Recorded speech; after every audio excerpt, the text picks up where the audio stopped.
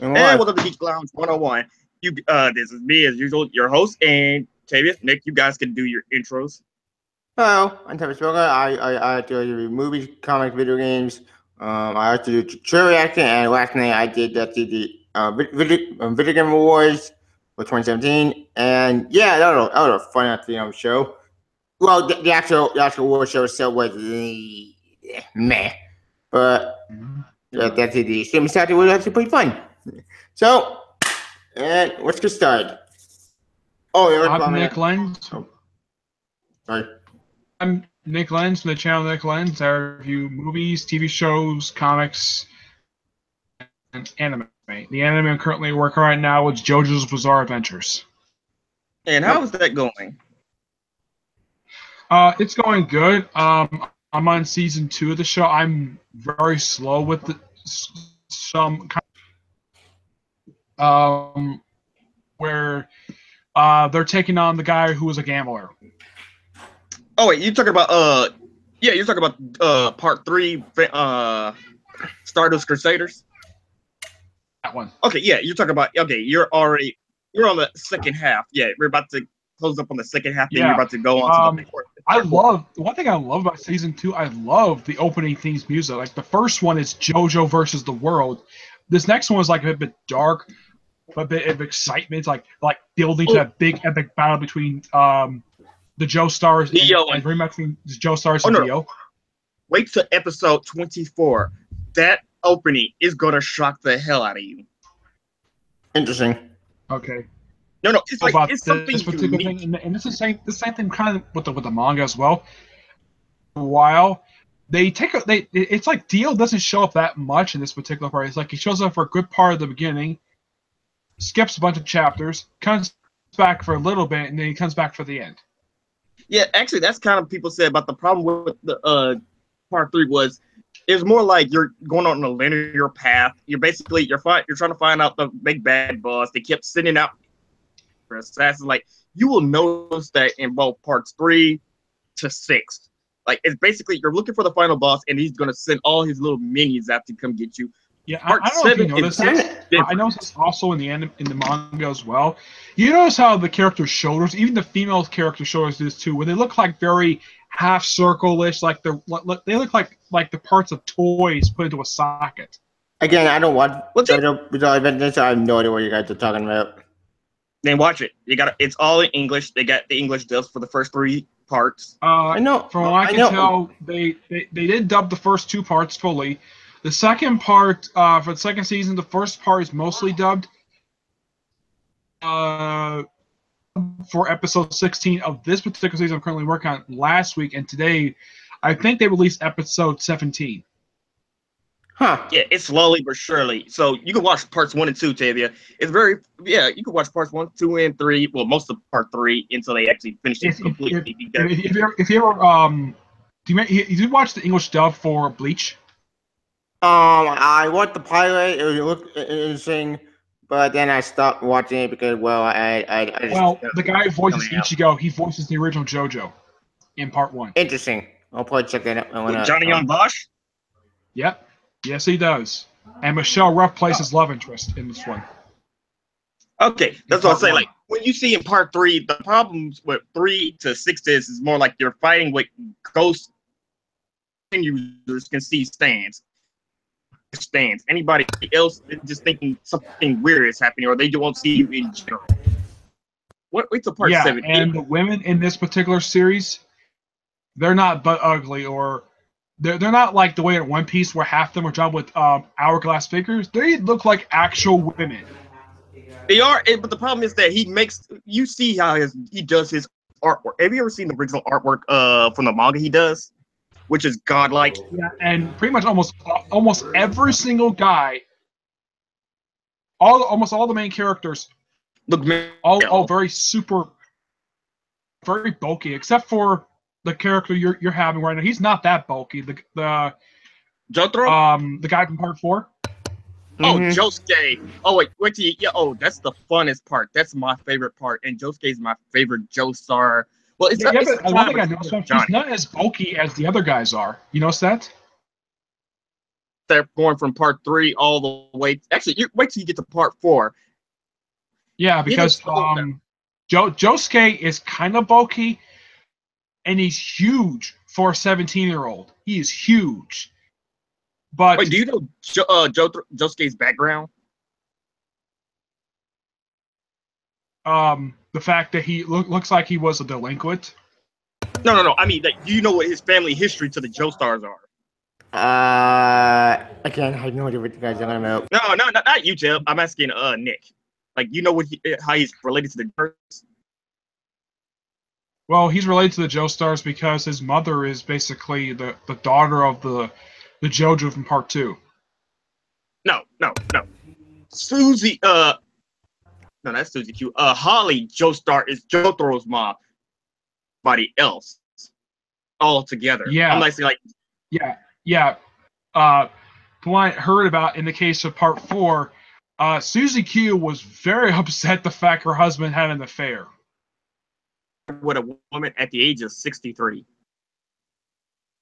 It was a college girl. Well, he looks good for a man his age. I mean, even look at him, he looks like a guy probably in his 50s. No. In part 3, he's basically, think of Chuck Norris with lots of gray hair. Yeah. Wait till you see him in part 4. You will see how he aged. Part 4, he's got glasses. I know that. No. He got real old. What kind of does like. He lost his bulk as well because he looks pretty thin in part 4. Because Araki said in interviews he doesn't want the previous generation overshadowing the next one. Like, you didn't want Joseph to overshadow Jotaro because everyone said they love his fun personality. He cheats, lies. He can predict your next line. He would have been in the spotlight better than Jotaro. And you'll see in part 4, Jotaro is going to be less in the spotlight as Josuke. And Joseph is almost phased. By Josuke, I know that in part 6, the main JoJo in that one is his illegitimate daughter. What? But the from what I've looked up, I have never found out who the heck this woman's mother is at all. Oh no, she's shown in the manga. She's shown, but they don't give her a name. But she is actually married to Jotaro. About. But yeah, seems odd. Jolene Kujo is his daughter. Part 6 takes place 2 years after part. I think it takes place. Well, I know part 5 takes 11. Part 6 takes place in 2011. Part 4 took place in 1999. Part 5 took place in exactly the year 2000. Wait, what? Well, from what I've heard, it was 2001. It was like 2 years after part 4. Technically, it came out late into the year 2000, but part 5 does actually take place in the year 2000. And so part 6, 2011. Wait, yes, Tevye?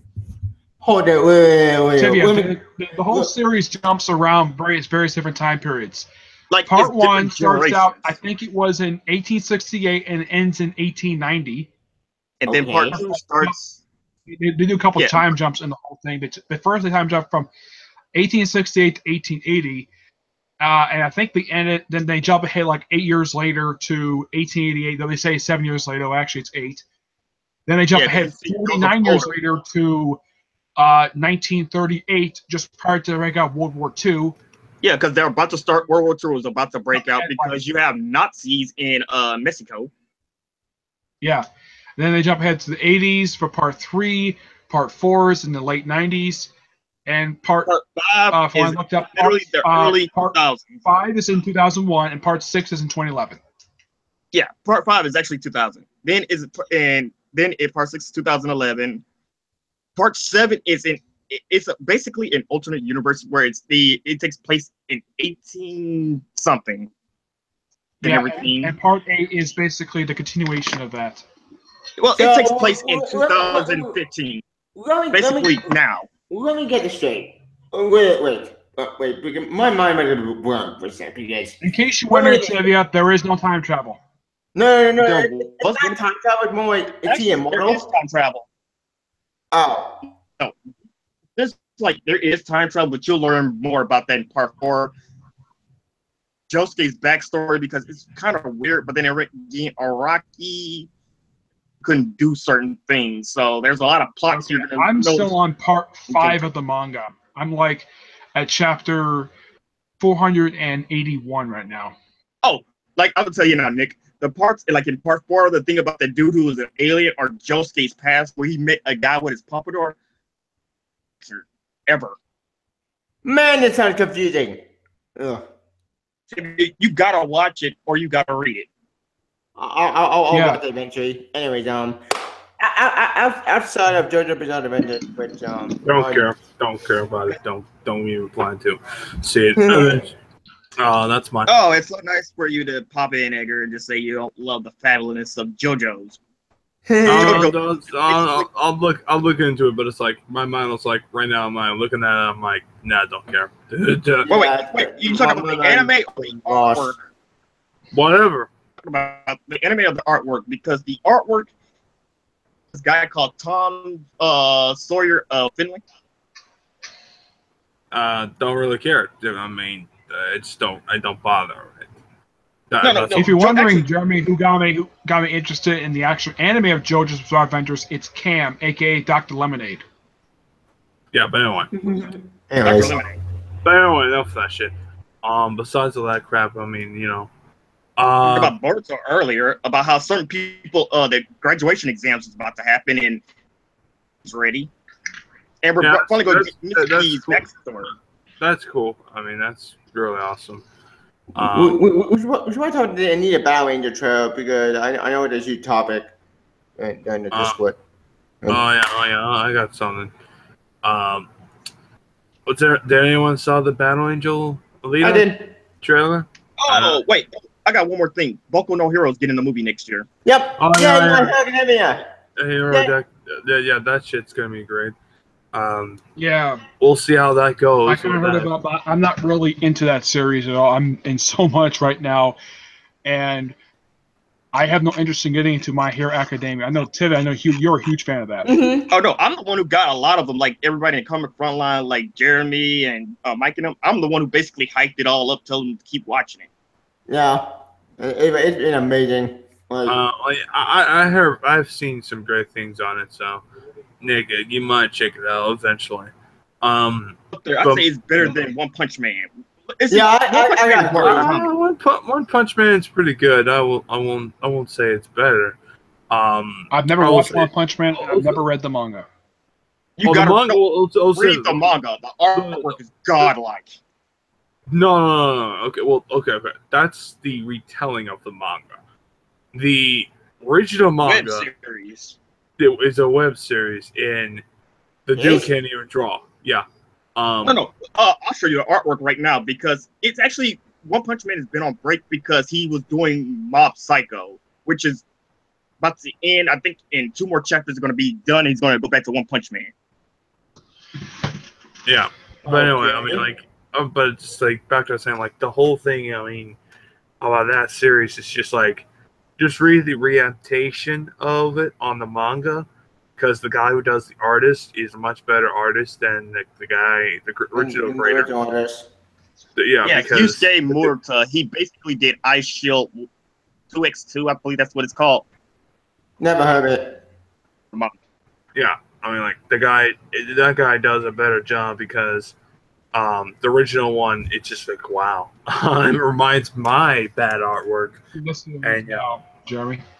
It's that bad of a manga writer on the manga. Hang on. I was just saying, hang on. I'm looking for the art. I'm gonna show you, and you're gonna see how it's very. Oh wait, here it is. I'm gonna show you guys what it looks like. It's very, very like elementary to like middle school level. Yeah. Oh, this should be good. When I saw that, I'm like, oh my god, wow. Okay, you guys see it? Wow, that was really bad. To pop up. Oh, I saw. What? That's the what the heck? There's a kindergarten. Looks like a little kid drew it. Yeah, I know. Yeah, it did. I told you guys. I mean, like that shit. I mean, like when you look at that, I mean, that's something pretty fucking bad. That's his artwork.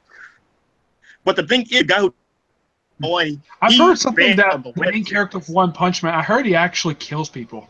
Yeah, he is. Yeah, he does. Killed By real people. accident. He's so He powerful. doesn't He can. actually kill monsters. Yep. And for one punch, Artwork. and that's it. I think that's the joke.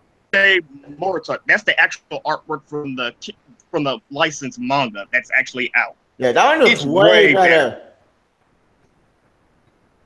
Like I said, his artwork is godlike. Yeah, it is. Those are gorgeous. And you said the same thing about the artwork for JoJo's Bizarre Adventures. Yes, JoJo's is fabulous. His is godlike because he basically took a web series that looked like Chicken Scratch. Was Bizarre Adventures, was that considered like part of like the same kind of big three that stuff like Dragon Naruto, Ball Bleach, and- One Piece, and No, Shuri basically, Kenshin, Yu Yu Hakusho, and JoJo- Dragon Ball? And One Piece. JoJo in part 3 was basically the Goku of the 80s. Okay. Yeah. Very influential manga to the point where anime, if you ever watch animes, you will look up JoJo poses. They literally make almost every anime and manga make references to JoJo. Popular things in Japan, and they freaking love the band. I'm not surprised. They're probably in for Dragon Ball Z. Yeah. In fact, One thing I've noticed though for the artwork for Hunter- Shuri Kenshin, I noticed this when I first started reading the series. It's very similar to the artist who does Inuyasha and did Rama One Half. yeah, actually, Eiichiro Oda, before he did One Piece, he was actually the assistant to the author of Rurouni Kenshin. I heard something Oda was actually mentored by an artist who I don't think does any artwork right now, but this particular manga artist was a mentor to a bunch of basically are popular today. It's a long process. Oh, and Edgar, have you watched Dragon Ball Super lately? The recent ones? I don't plan to check out them super. Like I almost said, it's the reason why I'm gonna watch it in dub. But I have peeked on what's going on. But it's just like I really don't have plan to come back to it. Bolto is a different scenario where the studio does the dubs like snail pace. When it comes to Dragon Ball, it's like, well, Yeah, I don't know why. Because I don't know when the next set of dub episodes are going to be out, because the last one came out I think it was just a couple months ago, and they're only dubbed up to episode 416. Yeah, I mean, Yeah. While we're getting closer to the Black Goku saga, we just passed a filler episode. we're like almost done with the filler episodes. You got like 2 or 3 episodes to go. I think that when it comes to dub, I think that the arc that probably get the highest ratings are probably going to be the Black Goku saga. Yeah, Yeah. that's the saga it's before new, most. it's fresh, and it was actually interesting when it came out, and everybody was making theories like that. Right now, the multiversal tournament is also something that everybody, but now it's literally split the fan base into where the people say it's either great or bullshit. Yeah, I've heard something well, that no, there actually, was one episode for this arc that did set up the next arc where they hinted at it, where Universe 6, because, well, Vegeta said that if Universe 7 wins, he will use the wish on the Super Dragon Balls to bring back Universe 6. Yeah, but I'll just say this about the fan base. I mean, like the fan base always like I'm gonna say this right now. I don't care what anyone thinks. The fan base is split into 2, regardless one. Yeah, it happens all the time. People hate Super. No, it's toxic. No, It's like, I no, can't tell which one is worse, the Naruto fan base or the Super Dragon Ball Z fan base. Speaking of Naruto fanbase, I saw this pop up on the Because, Naruto like to you say- Naruto Next Generation's Facebook page. That the current stuff going on is actually still under that jutsu that that Mandro put everybody under during the Fourth Ninja War, the Infinite Call. Yeah. Huh? Mhm. No, like I said, Yeah, according to you some haven't watched a dumb lot of guy, anime. because this guy probably wants Naruto to end with Sakura. Oh my Even God's even sake! Kishimoto basically Wait a- clearly has stated he set it up where Oh, Naruto ended up with Hinata, not Sakura. What? It's We're been that still since the still beginning. on that. Which Can I they think move is on? stupid. Oh no, there's actually people who made up This an was like alternate 3 years ending. ago that the manga series ended. I personally don't have a problem with who end up with who. I don't have a problem with it at all. Because no, it's just I'll tell you why.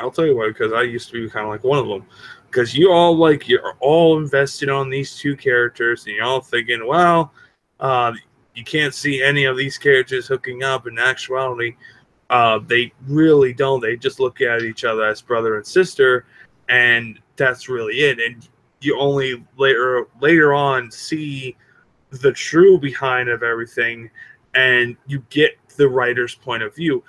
A lot of people, especially fans, just literally just like, oh, I don't like it just because my couple didn't happen or this and that. Look, Sakura and See, that's what turns a fan base down. It's ship wars. It's like shipping, but Kishimoto said from the beginning, Naruto was always going to be with Hinata. This Always is why the end. this is why I don't do shipping at all. Because Yeah, shipping this is it does preset not by the work. creator himself.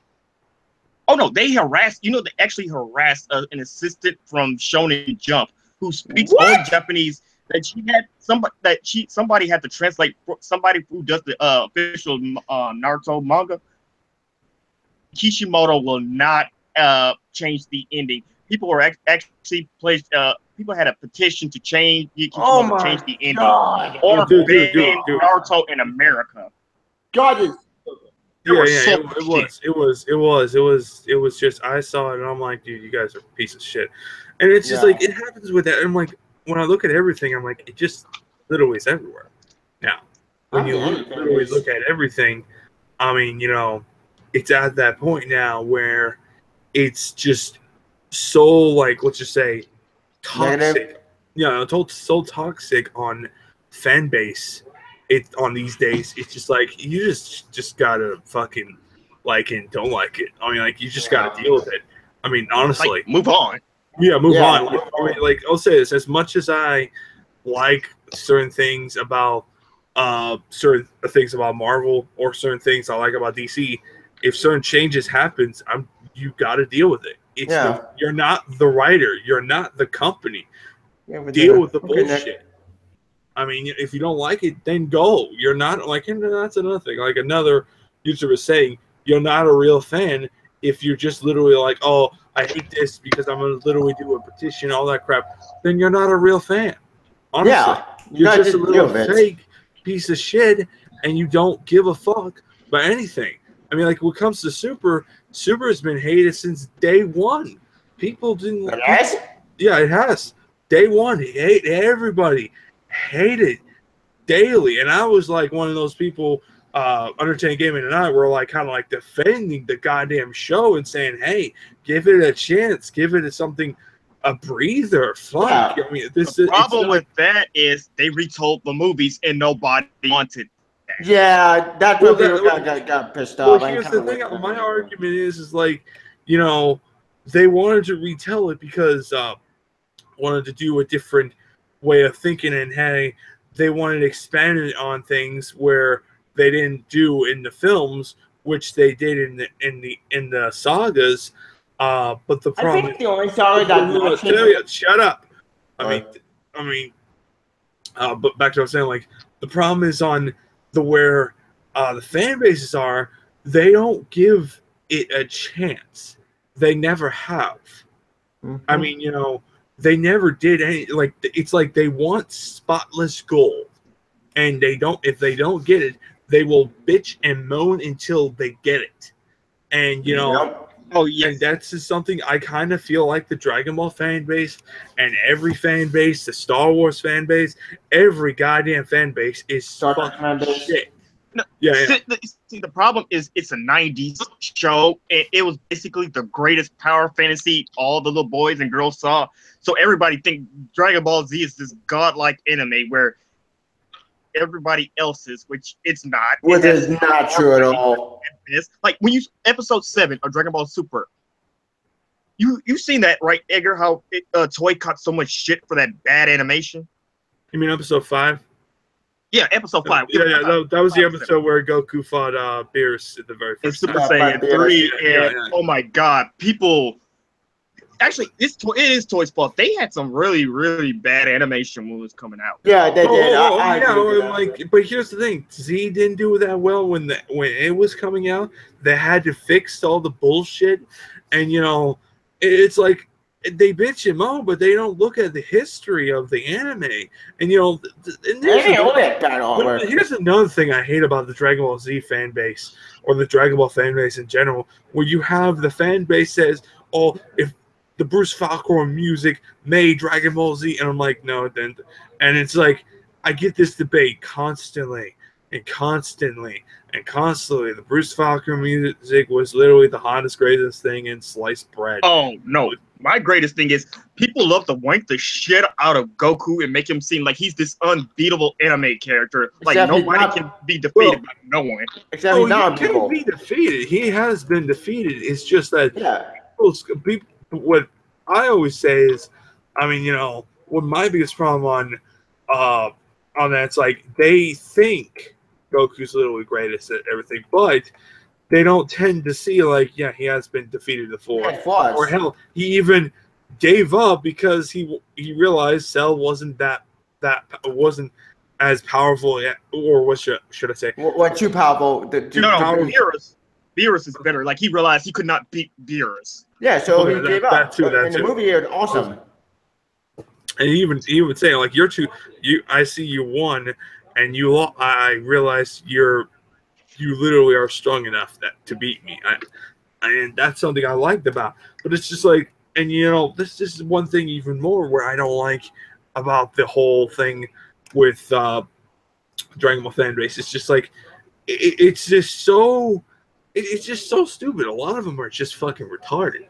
A lot of them just like don't see what makes the show truly great and truly like, hey, this is what the show is, and sometimes you just got to see things at a different light, and it's just like, no, they don't like it. And it's like go on. I was gonna say that it's not the fact that Goku lost in his series. Is Dragon Ball Z is the ultimate power fantasy because people can blow up planets, and they think any other series should not be able to contend with Dragon Ball Z. Like people always say Goku versus Superman, Goku versus Naruto or something. Why don't they? Well, if they can't beat him in a hand-to-hand combat, they'll just blow up the planet. I'm like, that's not in character. That's out of character. That's more Vegeta. That's not Vegeta.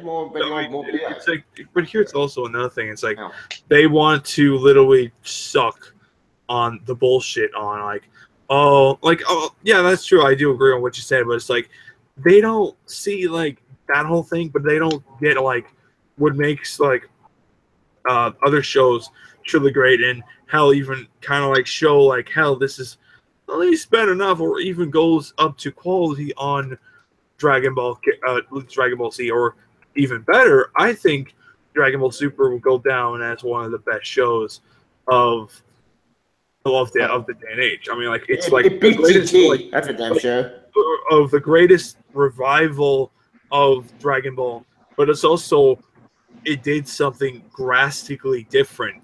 It does things where you see things in a different light. You see character villains like being more developed, being more like, wow, more interesting.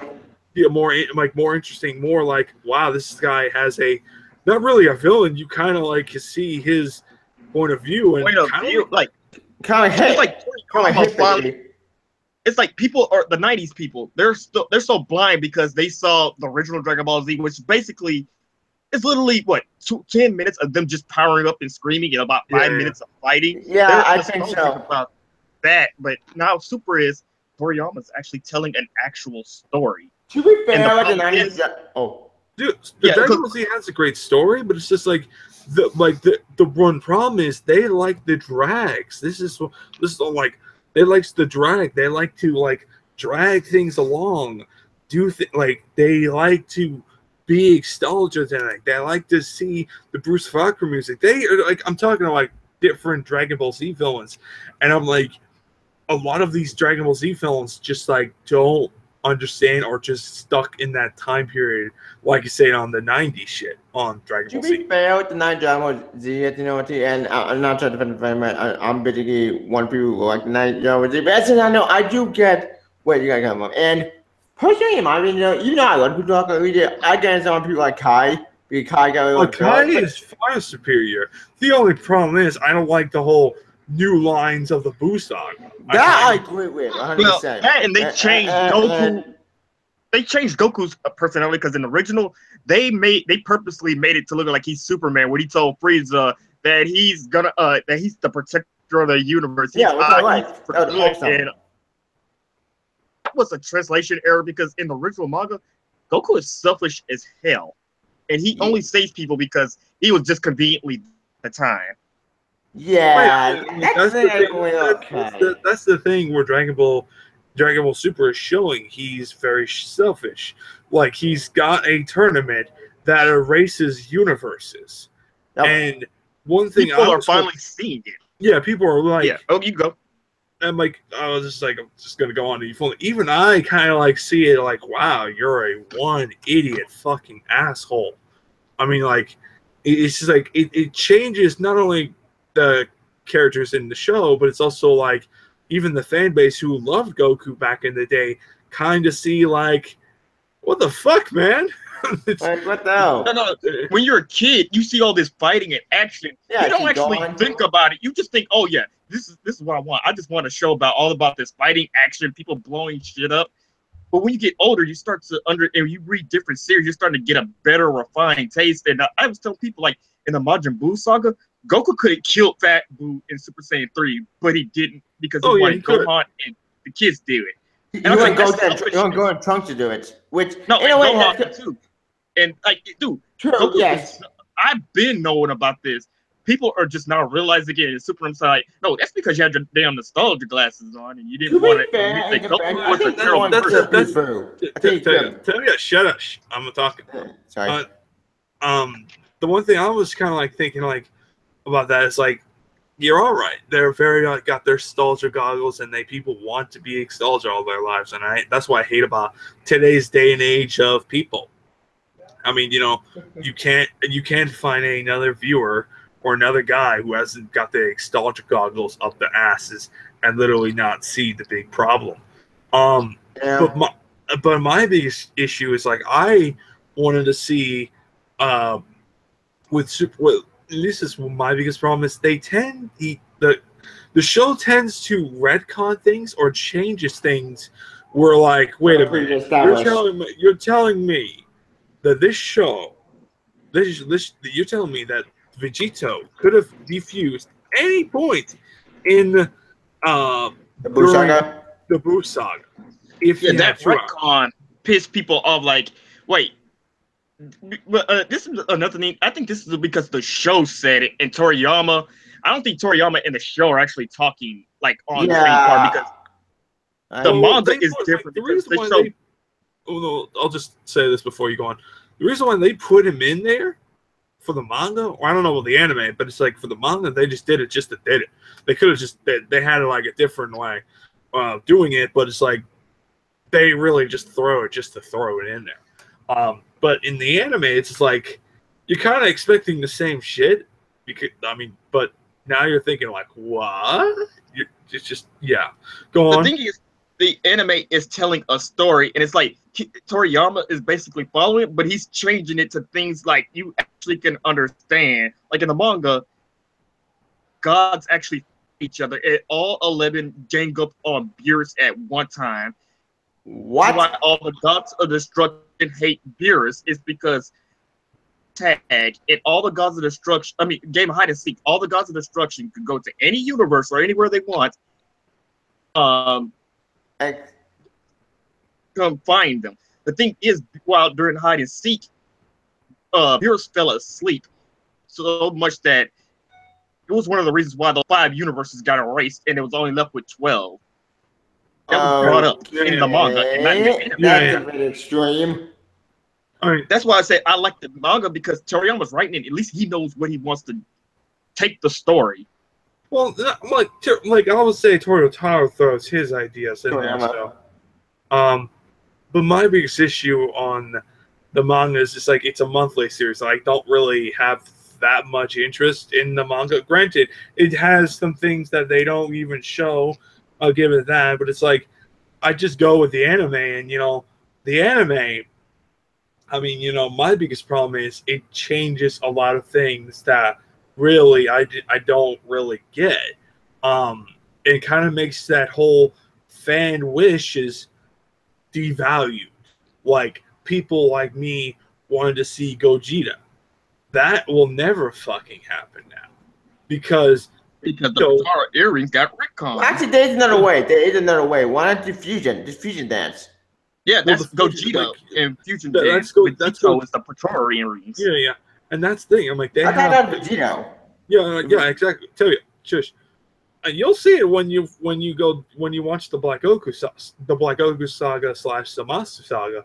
The whole thing the whole thing is like when you see Vegito defuse out of the fucking blue, and I'm like, wait a fucking minute, couldn't you just have it where Vegito literally just diminish, literally like kind of like way back in the back.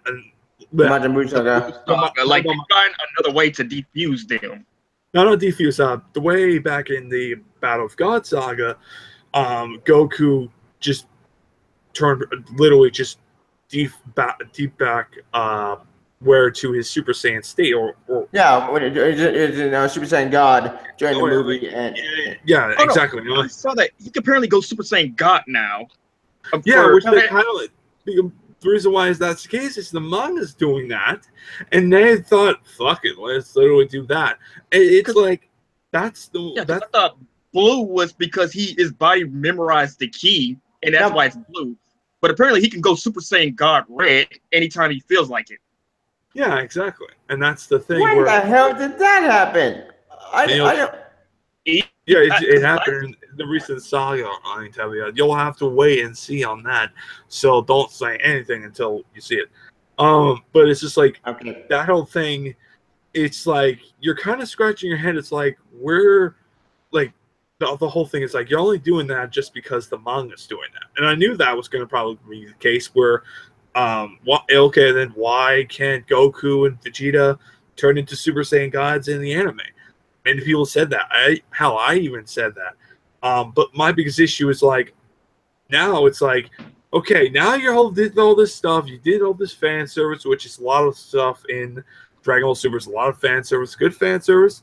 But it's like the one problem is I'm just wondering where is this story gonna go?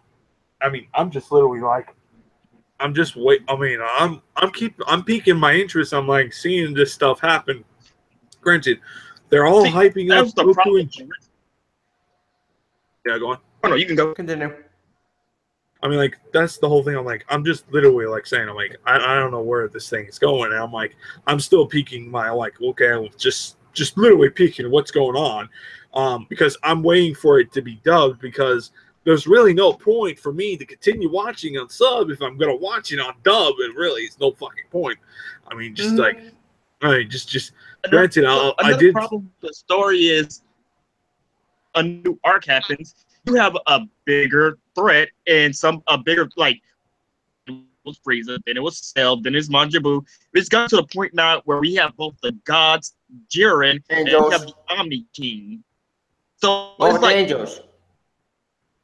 angels are like top or stronger than the gods, and then we have the Omni King. It's gotten to the point where okay, we see where the stopgap is. It stops at the Omni King. Do we just keep introducing more and more stronger people? Because Ultra Instinct is the latest thing Goku is going to get. And is there going to be something beyond that as well? Probably. I mean, like, but that's impossible. Again, this is toys. They like to sell toys, so, and all that stuff, and merchandise. So that's guaranteed by far there's going to be something, another technique. And Ultra Instinct really isn't a new form. It's just a technique, Kaioken 2.0. But it's like, wow. Granted, my whole disappointment on that, it's like Goku can't use it as long, or he can't learn it as much as he can because he's still learning as using the form. And the one biggest problem is you can't attack with it. That was the one biggest problem where Goku uses that form where he fought fucking what's her face, Khalifa, Oh, Oh. yeah, yeah. Careful. That's our name. But it's like when. Use it for offense. And She here's doesn't another. though. Here's another thing. Here's another thing I don't like about this saga that I'm seeing. Frieza. I mean, like this guy is just Frieza is just using Done nothing. No, he's doing nothing. Not just Not go- and No, isn't just- he gold? not What just happened that. to gold? Huh? Wait, Oh, what? like Frieza golden? Like he never went gold, and I'm like, Well, he used that one That's like the thing. once after that, and that's literally it. He's just the only like he's using Goku as this little guinea pig for to fear the gods. He wants to manipulate the gods so he could literally do his own end game, and then after that, Goku is gonna have to literally fucking do something shit to go fight him. And it's like, and I'm like, if that's where we're going, that's pretty boring. What the hell is that? I mean, like, oh, in the latest Scooby Doo, I think isn't even in the movie or the show. Shaggy literally took on a bar. He was in a bar and he literally took on a group of bikers, just like Goku with Ultra Instinct. He was weaving through all their attacks and he actually beat them all up. And people said now Shaggy was a Saiyan all along. He has Ultra Instincts now. That's basically it's a meme now. Ultra Instinct Shaggy. Like I'll link it to you guys. It's very funny. it is funny, but it's just like I'm just kind of literally annoyed. I'll check That it out Goku eventually. is like, I'm like, here's the thing. I was okay with Frieza coming in this tournament because I knew something was going to be cool and going to be interesting. How Frieza is going to team up with the likes of Gohan and the rest of the gang, and I'm like, oh, this is going to be real fun, and it is real fun just to see that. But yet again, he's just sitting there, just doing nothing. And I'm kind of literally like, what's the fucking point of bringing this fucking guy if you're not going to have an episode around him just fucking killing people? I mean, Or like, have him you be out there with Frost. his counterpart. Actually, him and Frost is probably the most wasted potential I ever saw. That's okay. Here's the thing about that. I knew Frost was going to fucking get backstabbed by Frieza. I knew that was going to happen. Yeah, they both hate each other. No, because Universe 6 is a mirror, and the Saiyans are the good guys in that universe, and he was saying, oh, Frost is the good version of Frieza, but then they retconned and said, no, he's just as much of a shady asshole as our Frieza. Yep. So, No surprise. Wait, lucky for me, I'm gonna hit when kicked out the Frost's ass. That was awesome. I mean, dude, you haven't seen nothing yet. But my whole thing, Jiren. Oh, dude. Oh no! Apparently, he transcends time and space. Apparently. Oh yeah. Jiren is that type of like. Here's the thing, Jiren. I'm like, here's the thing. I'm like, I like him. He is awesome. But what is his? Why is he all in this form? And that's what I like about the manga actually answered it. They actually answered it about the super. Talked about his wanted to make a wish for the Super Dragon Balls, which is another retcon because I thought the Dragon Balls were only a making thing. Well, the Super Dragon Balls were Let me say that again. I'm a little lost on that. In the manga, the recent chapter, they finally did what Jiren wanted. Why because at first he said he was not going to enter the tournament, but and he heard about the Super Dragon Balls. He has one wish he wants to make. He didn't say what it was yet, but they said he has. That's why he entered the tournament because he has a particular wish to make. Super Dragon Balls are retcon. Yeah, here's the thing about that. That's in the manga. I can bring him another thing from the manga that's not gonna be in the anime. No, they didn't ruin it. It's just like it's in the manga only. If that's only in the manga only. We don't know anything about the Jiren anime. That's the thing I was about to say. It was like, what is his motivation? And it's like, yeah, you could say the whole argument, but I'm like, we don't know that. The manga. And the only watchers don't know that if you don't read the manga. No, the manga and the anime are like two separate continuities. Same story, two different directions. And, I could bring him another thing. We didn't see Goku use Master Super Saiyan Blue, which is basically nothing more than he puts the aura inside of him and Hakan. Oh, you talk about Hakan where he uses God Ki as an attack he used against Zamatsu only in the manga because they didn't do it in anime. Not the Kai fucking shit, but just like the whole thing of him putting his ki into him, the Master Super Saiyan Blue form, in the manga, and it was really interesting how that went.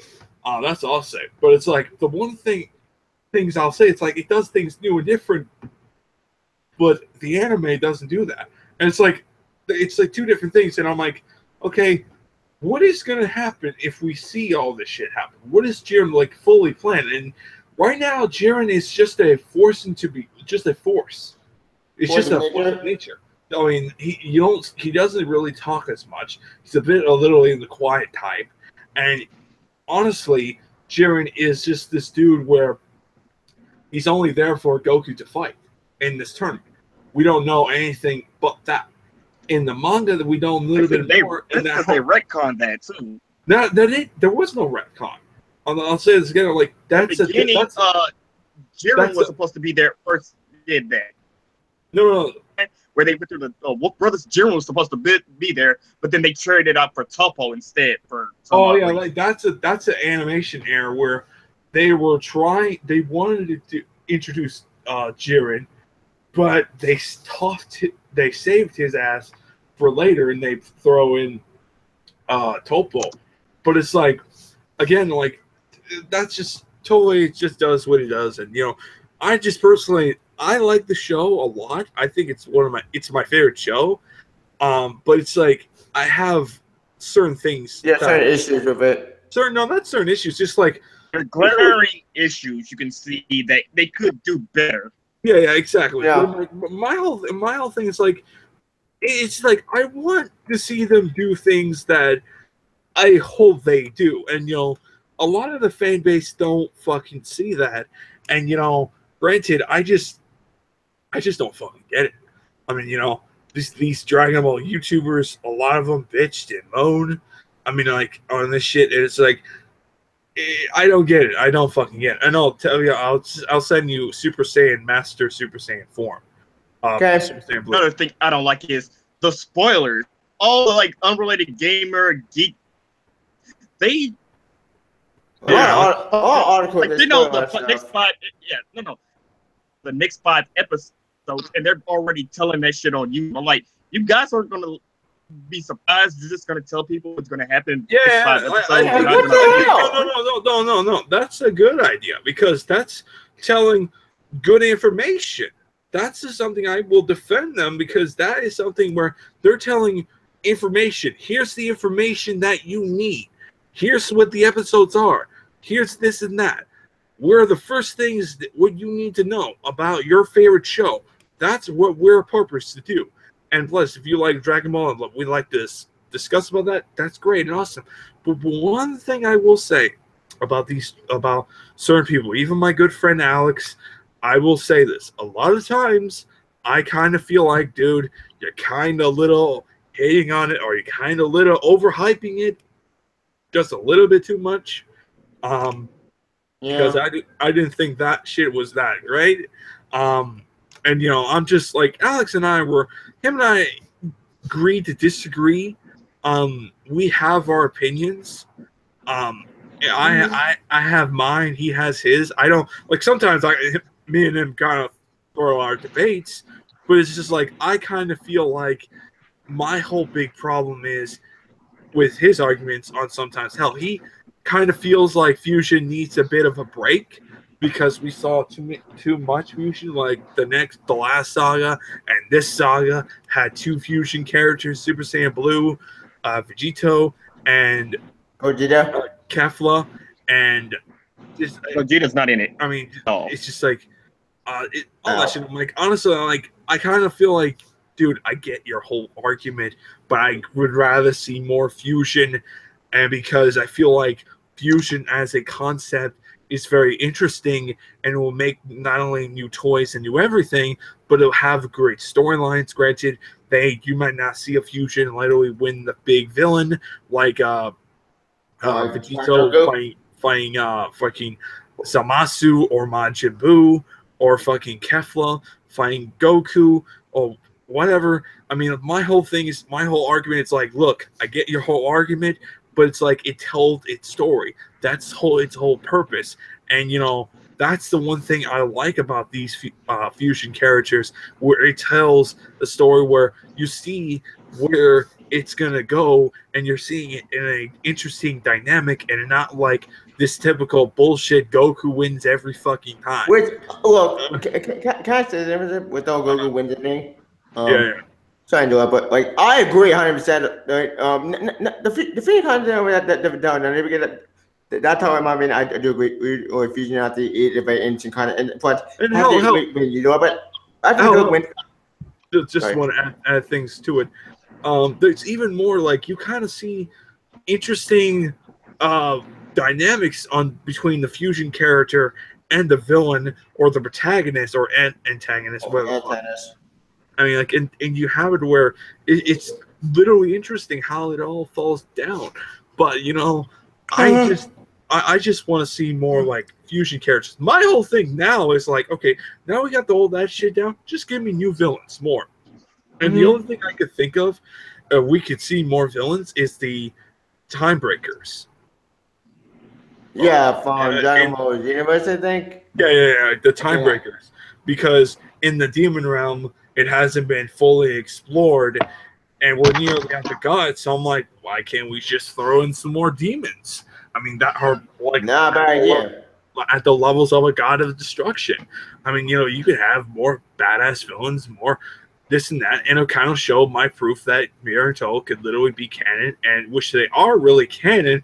They're just being used by video game characters like Xenoverse and Dragon Ball Online, but Dragon Ball Online was created by Toriyama, so I'm like, don't be surprised if something like in the upcoming few episodes, don't be surprised in later on sagas that Majin Buu gets, don't be surprised in future storylines that Majin Buu has kids. Wait, what? Yeah, how is that possible? Dude, you gotta play Xenoverse then, because it'll show you how. Dude, you see the Buu give birth to his kids, and oh boy, that's pretty interesting. But yet again, I'll look it up eventually. But it's just like, I mean, again, it's just I just want to see them literally more villains, and I'm glad we're getting this tournament. We got to see all the God of Destruction, but it's just, yeah. But can we move on with Dragon Ball? Yeah. We I was gonna say one more thing. I was gonna say one more thing, and that says, still keeping me interested in Dragon Ball Z Super is I want to see the Makaio Shin. There have been stated, there have been references to the games, the online games, the manga, the anime shown, because we know only 20 Kaioshins can be born in one universe, and 10 of those guys are born evil. Yeah, that's true. And it's a Makaio-shin, and I really want to see that. But besides that, let's talk about some yeah. But actually, before we go to Marvel, I do want to go to an episode of Marvel, because wait down on the podcast. If you want to watch some particular trip like I did, apparently we got news. You might mind right? Well, apparently you get this. The Marvel animated trailer came out recently, and I saw it. Yes, and it's just like the anime. I mean, the comic. It came just straight from the comic. It's 2011 run. Yep, it does. But yes. Are you guys talking about the Miles trailer? Yeah. Oh yeah, dude, that's a straight up fucking adaptation of the Miles' first story. Yeah, the first story when he was first Spider-Man, which is going to be very interesting. How dark it's going to be, and this and that. That's going to be really cool, and how I put it, really interesting, because people don't like Miles, which I'm like, well, you don't know Miles' story, and we could just wait and see how that goes. And literally, he became a big icon character, and now he's getting his own solo film, and it gives it that even more like exposure to him, where people are going to dive into his books, and how his books, his new books will continue on after Bendis, which is Bendis leaving, so we know that, so we don't know who's gonna take over. Huh? Who's gonna take over? we don't know who's taking over yet, but okay. I thought you said someone's gonna take over. I'm like, who? It Yeah. could be anybody taking over the Spider-Man book, but the obvious question is, and I think some people may have asked this, but what is his last issue for the 4 books he does at Marvel? No one He's ending Iron Man at issue 600. He's also ending Miles at 240, which should be at the 300s, because I looked at the list on where the Bendis Marvel Legacy books, they're literally cut half, and I mean half of Ultimate Spider-Man, the original run. what? Yeah, it goes to a. I'll just show you. I mean, like, I'll just give you that. Okay. Oh, See, it looks like it goes to Over Justice 153. It goes to issue 53. Go on your Facebook, Tevia. Okay. I send you the 2 pictures on Super Saiyan Blue and. There are 2 that one. series that Marvel has still not released cards for yet of how the numbering works, Oh. and Moon Knight. I'll look at that up right now. I think they did. But we'll see. I'm gonna look up. I haven't seen them yet. I don't think we have seen it yet, but I'm looking No, at it. no. Yeah, I'm looking at it right now. But the one thing I thought was so odd, though, is I'm looking at the card right now. Emoji next to issue 160, where they have like 143 to 168. There's an emoji next to issue 160. Yeah, they had emoji. Why did? Oh wait! I know why. It's because there it is. That's Nick, I got it. I got it for you right here. All right. I'm gonna send you on Skype. Or no? Okay. All right. Yeah, Click the link right there. There you go. And who was the second one again? What was the second one again on the other books that don't make any sense for you? The other one was What? Doctor Strange. The other one was Doctor Strange. Okay, I go look that up right now. Doctor Strange. Yeah. I thought my last movie. As I mentioned before, my movie. It should adapt in 2 storylines. I said they're not 3 storylines. They're not Spider-Verse or something, which I don't know why. Yeah. Okay. Looks like the way it looks like for Moon Knight is the original ongoing series from 1980. Ooh. Second volume, which was 6 issues. The Mark Spector Moon Knight series. The third volume, which was published in 2006, which was 30 issues. Series. And the previous 3 volumes of Moon Knight is counted as part of the numbering. Ooh, Jack Kirby. Wait, New Gods. this is the complete run right here. This is the Twitter. It is like really freaking huge. That is huge. Holy crap. Yeah, that's the complete. This is the complete run on Guts. That sounds awesome. And I want to get it, but it's $91. It is $91. It's worth it. It's worth it. Because I paid $115 for the One Piece box set, was volumes 1 to 23. Wow. What the fuck is it? I mean, like, seriously. Anyway, my last movie. I thought my movie, even though I don't trust Sony at all, since they don't want to make this movie, but I didn't really give the movie a chance. Dude, it's a CGI fucking anime Spider-Man movie. They're gonna do it well. They know what they need to do. I mean, honestly, Marvel and plus Bendis has probably already took on it. So don't worry about it. It's gonna be good. The third Spider-Verse concept I'm worried about the most, because how are you going to adapt Spider-Verse and Marvel into one movie? That's like that's in his universe. They established the fact that this is a storyline on him. They wanted to center on him. They're skipping over the stories with Peter that led up to. No. I'm fine with that. But I meant Spider-Verse. They're trying to adapt Spider-Verse. They're just throwing that shit in because they want to have Miles meet up with Peter. That's what reasons why. If they want to do it, why not have Spider-Man Even 1? though they're originally that's not where they first met. They first met in the Spider-Man. Yeah, miniseries. Spider-Man 1 miniseries, not Yeah, Spider-Man yeah, 2. but, yeah, that's true. That's true. But again, I don't know. But it's like, Yeah. who the fuck knows? The one thing again, Bendis like, is not bothered to explain yet, and I think there was some hints at this when Bendis started, the current Spider-Man series with Miles, where it hints that Aaron, Miles' uncle, the one who Yeah, was the Uncle president, Aaron. Yeah. Apparently he survived. I think He's it was alive hints that he again. may have been dead, and then all of a sudden he shows up in a repainted Iron Spider costume. I'm like, where the heck did he get that thing? And he's still in the where shield is he all this helicarrier. time? Yeah, I saw that. Most ingenious idea I have ever heard. That's the most original idea that the Sinister Six have ever done. Shield helicarrier. Yeah, Yep. stealing a shield helicarrier is probably not very easy to do. Plus, I love the lineup they have for his Sinister Six. It's basically Bombshell mother. Bombshell's mother, Sandman, the female Electro, Hobgoblin. I think that's it. Wait, which Hobgoblin? Is it Kingsley or is it the other Hobgoblin? Original, like the Slade, the Deathstroke looking one. Yeah, it's Roger Kingsley. Yeah, so it's the Deathstroke guy. Yeah, so the real Hobgoblin, not the other Hobgoblin who. Yeah, but here's the thing: the difference between the Deathstroke, what people think is probably Deathstroke version of Hobgoblin, dead.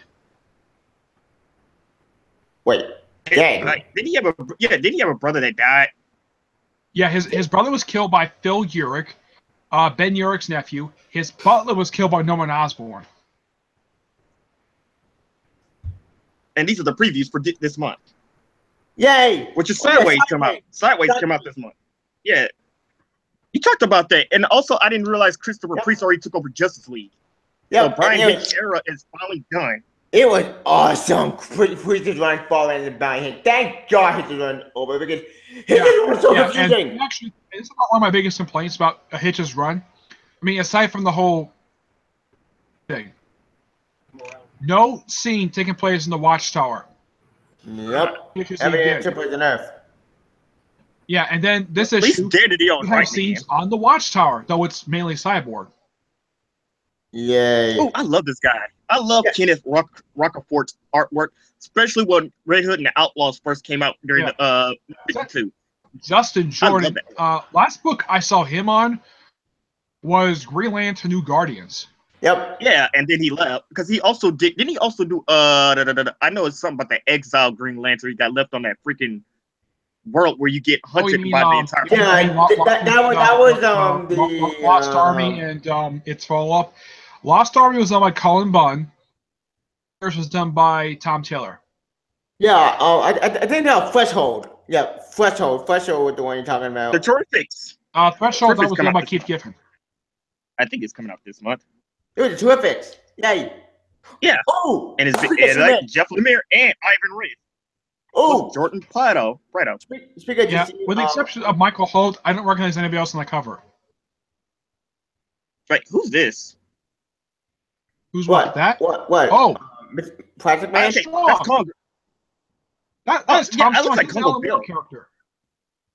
Yeah, that looks like. Is that Congrilla? I mean Congo Bill. Congo Bill. Where? Where do you see Congo Bill? Or that's Ape. Is that Congo Bill or is that Ape right here? I can't tell. Huh? You know, Congo Bill is Golden Gorilla. Somebody else. Yeah, I think that's Ape from the Angel and Ape series. And yeah, that's Tom Strong. Ooh, and the guys I see on the cover, I see Plastic Man. Yep, real Plastic Man. Yay! Oh, the new Phantom Lady. No, that's the new Phantom Lady from the 2013 miniseries. Wow, first of all, I've seen her since that miniseries because she also did show up in the Human Bond miniseries. Yeah. Actually, what happened to Freedom Force? They showed up and then they just disappeared, and it was never talked about again. Freedom Force got canceled. Yeah, that series was done by Joe Palmiani and Justin Gray. Yeah, and they just disappeared altogether. No one's ever seen them since, like Captain Marvel. Where is Captain Marvel? Why are you on Captain Marvel? Damn it. Yeah, but Metamorpho be on this team, that's a bit unusual, especially since he's the only team he's been associated with is the Outsiders and the Justice League. We haven't seen Metamorpho ever in New 52. No, Holy actually, gosh. we haven't seen him since since Grant Morrison. Wait, no, Scott Snyder when he mentioned them briefly in Metal. Oh yeah. Well, They he did did. He show up. also have a feature in that miniseries, Legends of Tomorrow, which basically, that was a series that Jerry Conway came back to write Firestorm for the first time since the mid '80s. Since The mid '80s, when it was the second volume of Firestorm, the Okay, one that lasted 100. do you guys know who these three are? They're gonna look like they're gonna be quite. I Wait, know. oh wait, that's let's go. What's What? Sapphire? That's Sapphire's dad. Yeah, that's her dad Yeah, and his. That's Simon Stagg. Yeah, that's the guy Simon in front of Stagg. him, the guy just behind, just in front of him to the far right. That's Java, the caveman he unfroze, and basically he's kind of like Simon Stagg's bodyguard. I'm not sure who the guy in Cloak Yes, is. or at least Yeah, I don't know who got the master. He kind of looks like basically like kind of what's his coming. name from the extremists that did Justice League of America fight. Oh yeah, I mean, those like him. guys. Lord Havoc. Lord Havoc. Lord Yeah, Havoc. Lord Havoc. Which I've read somewhere he's kind of supposed to be DC's version of Magneto. Really? No, Lord Yeah. Havoc is Doctor Doom, Yeah, and the Dr. guy Doom. the dude who got killed by Lord Havoc, he was Magneto. He's like a fusion of Yeah, Magneto but and there is a Professor character Charles. at DC. He's a minor character.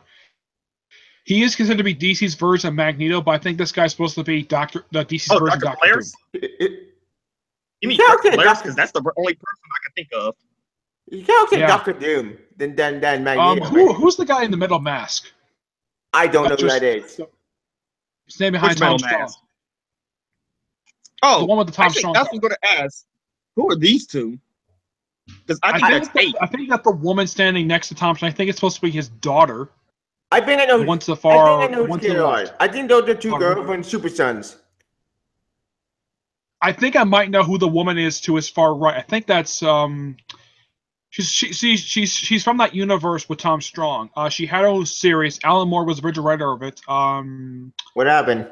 Begins with P. It's not Pandora. It's like Oh, Pandora. We're not talking about her. She sucked. I think her she died. yeah. I have to look her up. I know it's a series done by Alan Moore. It's done by ABC Comics. Speaking of which, Dorothy, what type of Superman been said? Because holy wait. Superman been awesome. Okay, wait, is Tom Strong in the DC universe or are he in another universe? Or Because is it she- seems or like is they she got to not find Earth a too? way back home. He's from the ABC Comics. Maybe DC merged Alan Moore's characters into the DC universe like it did with Watchmen. Well, that's fair. So now they got Tom Strong because it says here that they're apparently they are trapped in another universe. It sounds like they're getting trapped into another universe, and they need the help, and they're looking for Tom Strong.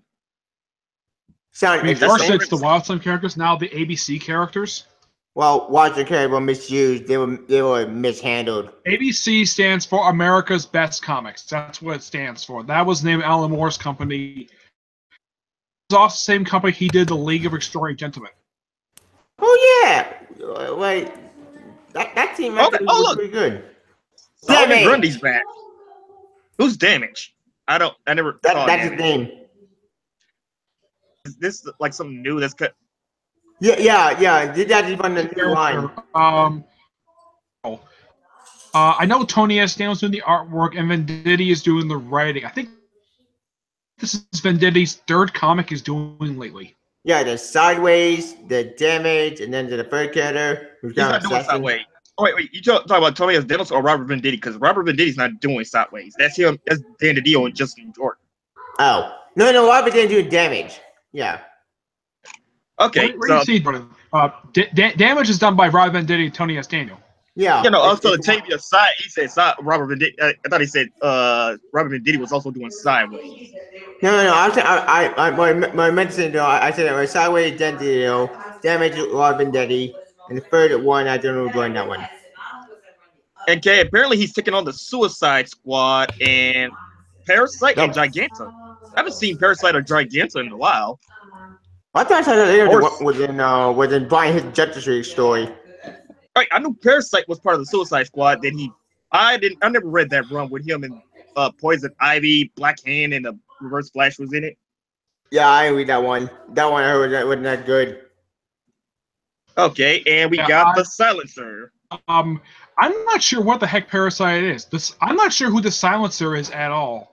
Neither do I. I don't know who it is. She's a brand like Damage, Sideways, and Silencer. They're all brand new characters. Like Dan Abnett and John Romita Jr. teamed up together and they created her.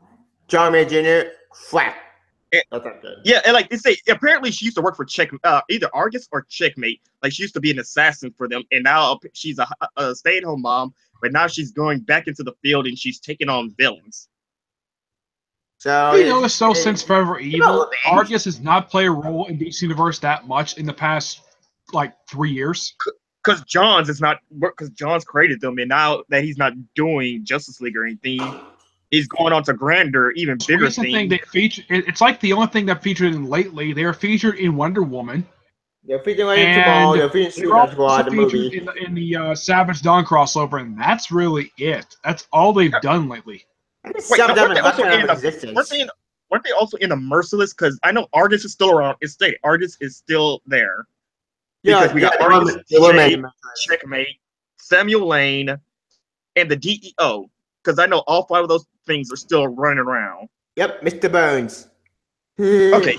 Yeah. Anyway, I'm surprised they actually brought this guy. I remember, I think it was in the first annual for Batwoman, where this was the issue that was originally the story was.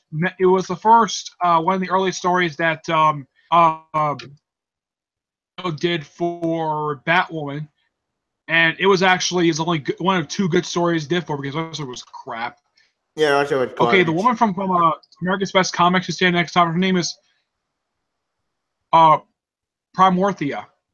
Yeah, they say she has something like they say she has slow aging. She ages slow because they say she's like she's in her 50s. Like last I checked, they said like she from her Wikipedia they say she's like in her 50s or 60s, but she looked like she's in her 20s. Yeah, she looks like she does look in her 20s. She's old. I know she's very old, like older than Tom Strong. Okay. Huh. That's all I know about her wiki. This right here is the woman showed up in that picture behind Tom Strong. This is her. Promethea. Never heard of her. Yeah. That is the woman standing behind Tom Strong. Interesting. In that picture. Oh yeah, Jay says Doom Patrol, and the Milkman shows up. Yep. And and I love this All-Star Superman homage. That made me laugh. That was so funny. Coming. And I freaking love Jarrett Wade on his Doom Patrol. I love how he basically reinvented them, even though there's a few retcons. Like apparently the Chief is paralyzed now because the last time we saw him with Jeff Johns, he was basically screwing around with people. But apparently, Robot Man remembers being part of the Jeff Johns Doom Patrol because they talked about that with Crazy Jane and what's his name? The Street, Danny the Living Street. Yeah. Plus, also, Gerald Way makes references to Grant Morrison's run, like having that jacket that Robot Man wore during. You ever seen the covers for Grant Morrison for Doom Patrol? Yeah, didn't John also make that a homage to Grant Morrison's run with the leather jacket when we saw him? And I've also read an article where Gerald Way did read the run that came after that. Rachel Pollack, he actually did read her. He did read that run. Oh, Thunderbird's run, which came just before that. I know. Actually, Jet Street. Jarrett Way said that his first comic ever, his first graphic novel, was ironically Grant Morrison's run on Doom Patrol, and that's what got him into comics. Nice. It was probably the original printing of the first trade, because I know DC just recently released new printings. Oh, there was going to be a 4th volume that collect issues from Doom Patrol, the 2nd volume. Baba Booey. The first half of Rachel Pollack's run. Edgar. For some reason the trade got canceled. Why? I have no idea why. It's so bizarre. And I looked at what was going to be in it. It looks like it's going to be like the first half of her 2-year run she had in the book, plus like a couple one-shots. That was going to be, and this was like Doom Patrol Book 4. Okay. But also this JLA crossover. Apparently, they're gonna meet the Milkman, the hero, the hero from the unknown, final son of Krypton, who was sent to our planet to save him from the destruction of his home world, only to be adopted by an evil dairy farmer and raised to love all things dairy. Yeah. Oh, there was one there not the Grant Morrison's run. Flex Metallo. Yes, actually, he showed up in Jared Way's Doom Patrol in the second issue. Ooh. I think he's part of the team. Yep. Yeah, he shows up, and I said, "Oh, they brought." He really must be a real fan of Grant Morrison. I wonder if they're gonna bring what's the other name? Who did bring Beast Boy Doom Patrol? No, what's the other dude he did? What's the other Grant Morrison title he did besides Flex Metallo? Action Comics. No, one of his creations. Grant Morrison did Animal Man. No, I bought that. Actually, I bought Grant Morrison's Animal Man Secondary Charles for $8. Nice. I got the complete run. I've read his run. His run is actually one of the two good runs for that particular volume. The other is also great. I don't think his name is the guy who came. He was the next major writer after Grant Morrison because there was a fellow writer on the book. 5 issues, then he left. Actually, did 4 issues, then he left. Bizarre runs I have ever read for a book where it's up an alternate world where apparently his marriage is in trouble. Marriage is on the rocks, and she openly cheats on him. What? I have no idea what possessed the writer of the book to do this. Luck on the Road was very brief, and then James Valentino took over the book, and he made Bawana Beast. You ever heard of him, Tibia? No, never heard of him. Oh wait, Bawana Beast? Yeah, the guy who could fuse animals together. James Valentino made him a villain and have him die in the 50th issue. What? Also, it says here the JLA. It says here that Retco is basically stealing stories, reconfiguring them, and then repackaging them onto the new market. And apparently, they embedded themselves into the current continuity using radioactive milk from psychic cows to quell the JLA. Okay. Ooh. I love who's doing that cover, Frank Quarterly. Right. Quietly, if that's his name. He's a frequent collaborator of Grant Morrison, aside from Andy Kubert. He's one of his earliest collaborating artists. Pax Americana, Batman and Robin. Love that shit. This story sounds awesome, Trippy. I so want to read this. This looks awesome. Oh, and here's Mother Panic. Wow. That's Mother Panic and Batman. Mother Panic and Batman special. What the heck is he wearing? Don't know. What the heck is that? It's Star Superman again, because Frank Quietly is doing the artwork. You can tell it's Frank Quietly. This looks so much fun. All these specials sound awesome. Jody, I really hope that Gerald Way does and come back, do an issue of Doom Patrol or do a Doom Patrol annual. I asked him about that, but because since he's an actual rock star, because he's part of My Chemical Romance and he writes comics and stuff, apparently only his fan page answers you back. Oh. Yeah, like he doesn't answer you his fan page. So it's basically up in the air of whether Grant Morrison's comebacks to DC Comics or not.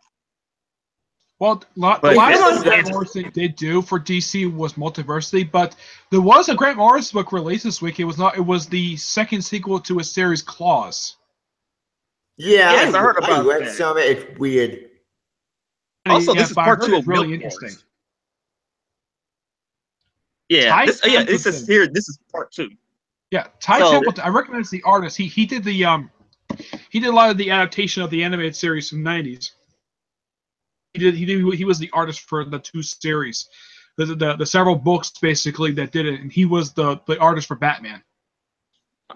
It says here that Mother Panic has discovered Gotham City transformed, what happened to her family and friends, and who moved into the Gather House, the religious school that scared Mother Panic as a young girl. It's Father Bruce, the orphan millionaire who decided to give back to the society by filling the deep demand for sidekicks. So many Robins is in need of a new nest. Plus, part 2 of the Eternity Girl backup story. Yeah. Whoever Eternity Girl. Wow, this sounds really awesome. Trippy, but awesome. You know this, Jeremy? There was an article just came out, I think it was last week. Apparently, issues 10 and 11 are going to be delayed. What? From Mother Panic? Wait, No, wait, not Mother who- Panic. Doom Patrol. Oh. Well, damn it. as long as they tell people it's gonna, as long as they tell people and did at least give a reason. Because I'm waiting on the second No, trade. they didn't give a reason at all. They're just moving the dates for some reason. I'm not sure what the heck is up with Doom Patrol. It seems like after the first 5 issues, it seems like the book comes out whenever it feels like coming out. Well, Probably well, Jarrett Way is actual part of an actual band who actually goes out and do music performances and stuff. My Chemical Romance is still active. that's So- true. So they So, probably you know- But at least the other Young Animal books all come out on time. As far as I know, none of them have ever been delayed. huh? Yeah, but they're not actually. Oh, wait, here we go. Part 3 to the Shade go one Shade, special. the Changing Girl, Wonder Woman special, Cape Cape Carson. Carson, Cybernetics Eye, and Swamp Thing, and Doom Patrol Wow. Generation special. Yay! Doom Hey, Patrol. Is that Wonder Woman with a vacuum cleaner? Yep. yes, it's Wonder Woman with a vacuum cleaner with a glass of milk. Superman has a glass of milk too, because if you notice, go back to Doom Patrol. Batman did the guy who's supposed to be Batman. He doesn't have a glass of milk. He has a book in his hand. Yep. No, Well, see, well, he's a no, priest. it's Retco. Basically, Retco is rechanging origin stories. Like Superman, it basically fell onto a dairy farm, and apparently the Kents were evil dairy farmers. Batman is a priest for some reason in the Milk Wars, and Wonder Woman is it seems to be a housewife. Yep. Well, So- it's not the It's first not alternate so- version of Batman where he's been a priest. They did the same thing for the Batman Holy Terror one shot that came out in the early '90s. I think dear, it was kill me. one shot really good. Another one shot called Holy Terror, But that's Frank and Miller. it was the book done by Frank Miller. Yes. Yeah, I read Shade, and it's an interesting book, but it kind of It's is really, weird. really weird. It's Like weird it tries for to me. be like Doom You know what Patrol the weird. weird thing is about this book? And credit for Shade the Changing Man to Steve Ditko, and yet his Shade the Changing Man doesn't show the book at all. But yet, the Odd Man, a character Steve Ditko did create, he was going to be a character appear in his Shade the Changing Man series from the '80s. He does show up in the backup feature for Mother Panic. Wait, what? Actually, yeah, because I was reading, it was Doom Patrol, and they were showing backup issues, and it was kind of weird. Like there was some kind of grand catastrophe happening, Yeah, and they you talked got about the Wonder Twins. They was talking about how the Wonder Twins went to Earth because there were a prince and princess from an alternate from this planet that got taken over. It was really weird. Yeah. Okay. It says here that Shade has been split into multiple parts, each representing different mood, all in search for the perfect and beautiful Wonder Wife. Oh, so she is a stay-at-home Yeah. wife. Be happy, Shade is starting to sense that not is all is right in Wonderland. She finds something strange, starting back at her own at the other side of the glass. Okay, so this is all basically Young Animal crossover with DC characters. Because I love Cape Carson in his Cybernetic Eye, the second best book to come out. Also done by Jarrett Conway, but this was being written by John Rimba. But yet, here's the thing. Even though that book is also done by Jared Waite, that book comes out on time, and yet Doom Patrol doesn't. Yeah. Maybe because it's weird. Maybe because it's supposed to be weird, and Jarrett Conway has to think up weird things. Yep. Yeah, and Out of all the books, Mother Panic and Cape Carson Cybernetic Guy are the only two that actually feel like they're in a DC universe. The other ones don't really feel like they are. I feel self-contained. I'm pretty fine with that. I'm fine with them being self-contained. Shade is like Gotham Academy. It's in Gotham, but it barely focuses on the Batman part of it. It's definitely the Batman focused on their own business. That's what I like about Gotham. They've had Batwoman show up for a couple of issues, but Batwoman hasn't shown up since issue 6. I know Batman showed up once or twice and she met him. Yeah, and never spoke a word. He grunted, and according to Jodie Hollister, I got a chance to write Batman for the first time. Nice. Yeah, so doing a grunt, that's a big achievement right there. Good job, Jodie Hollister. Good job. Waste of potential. Yeah, and speaking of Jodie Hollister, Jeremy, did you read her first issue did for Amazing Spider-Man Renew Your Vows? I did. I have not read like I said, I have not read a Marvel book until there's some actual change in the Marvel writers. Yeah. Well, Jeremy, Until they It actually doesn't affect the expect it. universe, and it doesn't affect the regular universe at all. And the first issue that she did for it was really good. it was okay at best. The thing that pissed me off about it, and here's the thing, Was I'm not trying to the get time mad about the skip? series.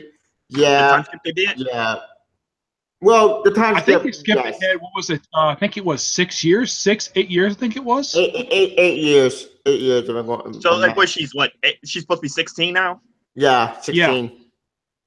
Which, again, I think that's a good idea. I think that it's just where as a little kid for a little while because I was enjoying Annie as a little kid. She was great with it. Yeah, Ginger. It's Yeah. One thing I don't get is why does she have to be called Spider Ling? Why can't she be called Spider Girl? Or something else. Like, let her get her own name. Yeah, don't call it Spider. Yeah. Spider, it made its name. She gave I'm out a not- bunch of suggestions, and her father kept saying no to all of them. Okay, that's it. Peter. Jodie Hauser also a writer on Gotham Academy. I gotta go look that up again because I'm She- getting she- volume 2. Academy. The only No, book she Jodie also Hauser Faith. writes is she writes Faith, Mother Panic, and Amazing Spider-Man New Year Vows. That's it. Yep. Okay, that's her. Okay, here's Batman Metal and Batman the Meadow. Awesome. With a dragon. Joker Dragon. You got Superman, Wonder Woman. They're finally coming out of the dark multiverse on a Joker Dragon, which actually Kick some ass. he laughs.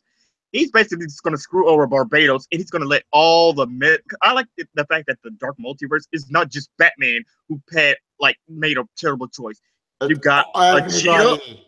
Wonder Woman looks like Cheetah. You've got a Superman who's Doom's. I think he's Dark Side, Flash, like I guess. represent.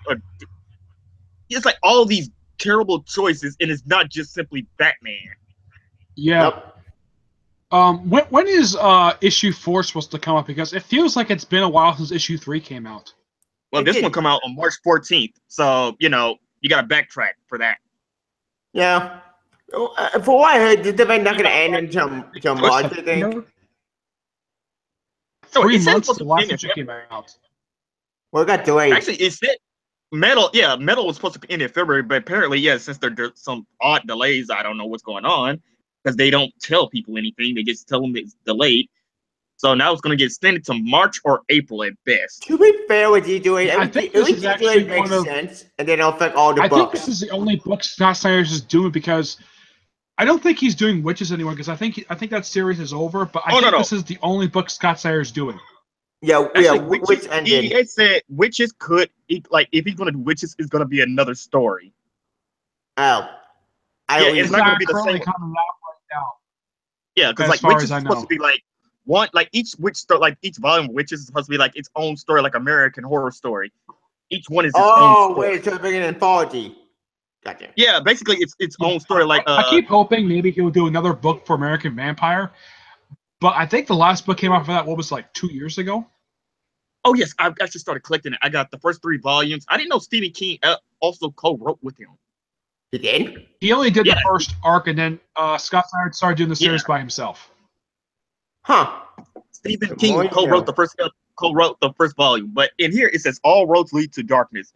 In the devastating epic conclusion of DCE's cataclysmic event series, heroes from all across the universe make their final charge. Okay, so this is probably like the last issue. Yeah, it is the last issue with all the evil Batman and Yeah. The first series with Vampire that ended after 34 issues. Oh. Okay. It was so ended around the same time Scott Snyder was doing Batman. Naturally. Wait. Which version of Batman? The Dick Grayson one or when the new 52? New 52 Batman probably. No, because he also did the Black. I think He issue did the 34 Black Mirror. came out. I think it was 2011. I think it was. Issue Okay, 34 that had came to out. be new. Okay, that had Yeah, to be new. that was John New 52. His first Batman run was with Dick Grayson was Batman, and that was the Black Mirror. Speaking at the Nightwing, or actually no, I forget Nightwing. I do want to tell a Superman. I know that for the holiday special that came out this week, That was awesome. one of the artists from Black Mirror did one of the stories in there. Yep, Oh, it was amazing. I love the holiday special, especially And Constantine and John. Yeah. That was It's adorable. Rorschach. It's Rorschach. Yep, what's that? And Pancakes. Pancakes. Oh, and speaking of holiday special, I was so happy to see his name on a Batman story, much less any comic book story. For the first time in 7 years, I told Tivia this, Denny O'Neil writes a comic book story. Yep. And what he's writing? Oh, you're a Batman story. Okay. And here's the thing, the Batman story deal with the evil ghost. Like, It really has been 7 years since his last book came out, since the last comic came out with him and his the writer on it. This tells me nothing about issue 4 for Doomsday Clock. It's just Rorschach on some pancakes. Yep. Okay, here there's it no is. information about it. Doomsday Clock looks awesome. Okay, it says here the series that Ozymandias, the actions that how to reach even the darkest corners of the DC universe. Okay, this still doesn't tell me anything. Yeah, because they're like the plot secret, and I'm fine with that. I'm fine with not giving the plot. Who's the regular cover artist for Doomsday Clock if it's not Gary Frank doing the cover art? Gary Frank seems to do doing all the art, all the cover, even the cover. Yeah, because he did all of the. That's Gary Frank cover. That's Gary Frank too. Yep. Very cover. That looks like regular cover. And let's see, we got Batman: Sin of the Father. Issue 1 by that's the Telltale game. That's the Telltale game. You can ignore that. Wait, no, that's basically so. Who's the writer of that miniseries? I can't tell from here. Who's to say? Christos Gage and art by Christos Gage, great writer. Art covered by something. Okay, so apparently people are suing Bruce Wayne to pay for the harm caused by his father. Okay, yeah, for you don't know what that is, let me explain. Basically, Batman's father, Thomas Wayne, he kind of did some shady stuff. Yeah, I watched the walkthrough of it, Sylvia.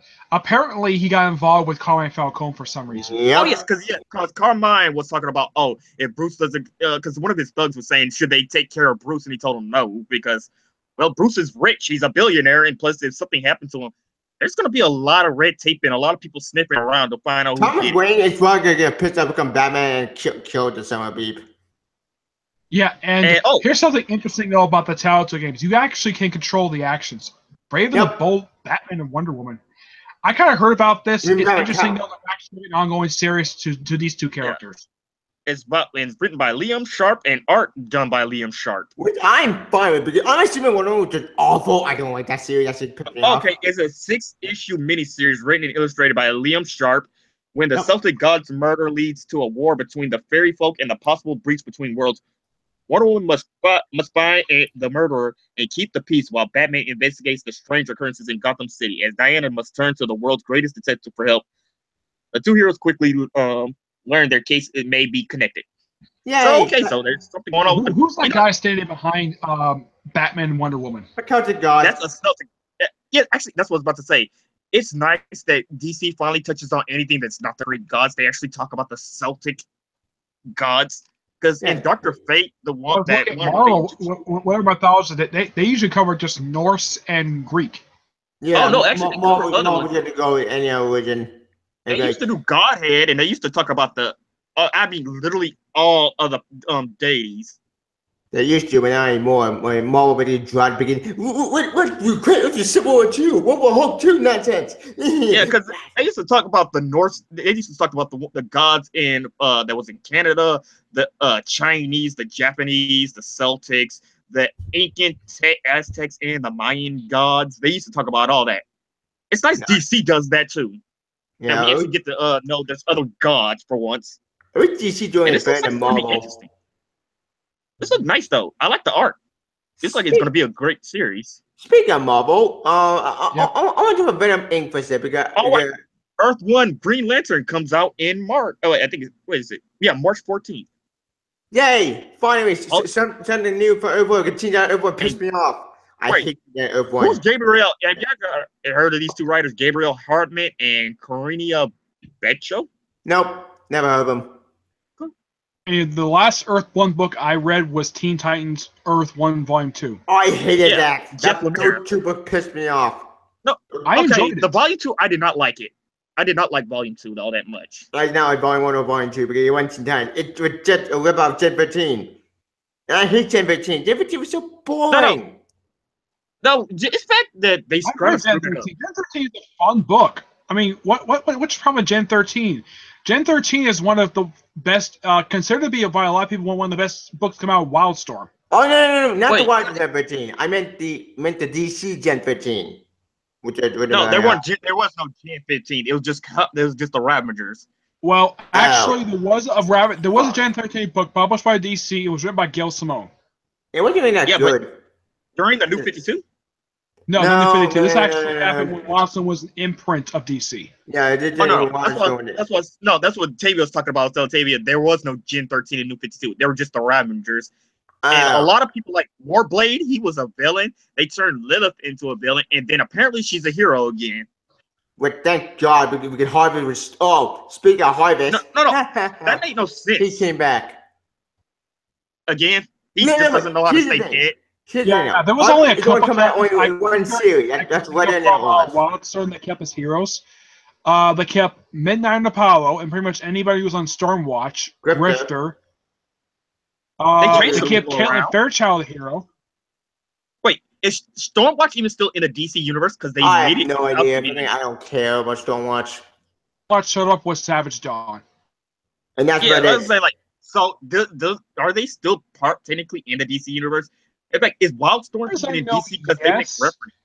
I think here's something really weird. In a recent issue of the Wildstorm series, the guy who's in the book, I think it's supposed to be Grifter in the book.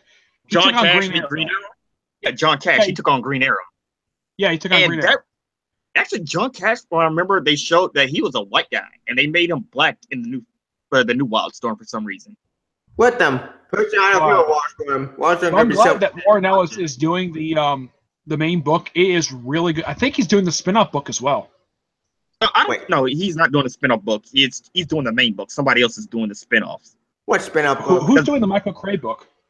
Yeah, that's his name. Michael Cray, not John Cash. Michael Cray was somebody else.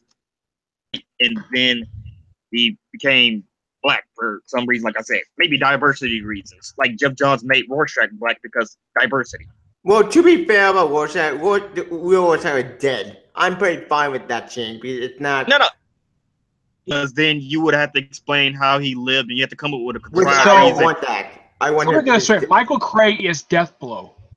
Who Deathblow? I don't get that character age. He was originally I read one Deathblow book, and that was the crossover he had with Batman. It's really interesting. White, and apparently they turned him black. No, and I said I don't know why they did that. Series published by Image, basically the Deathblow book. In you ever heard that one-shot Darker Image? No, never heard of it. Never heard. Yeah, that book they introduced him. What? That's Green Arrow. What the hell? What Green Arrow in Wildstorm? That don't look like nothing like Oliver. That's not Oliver at all. That looks like.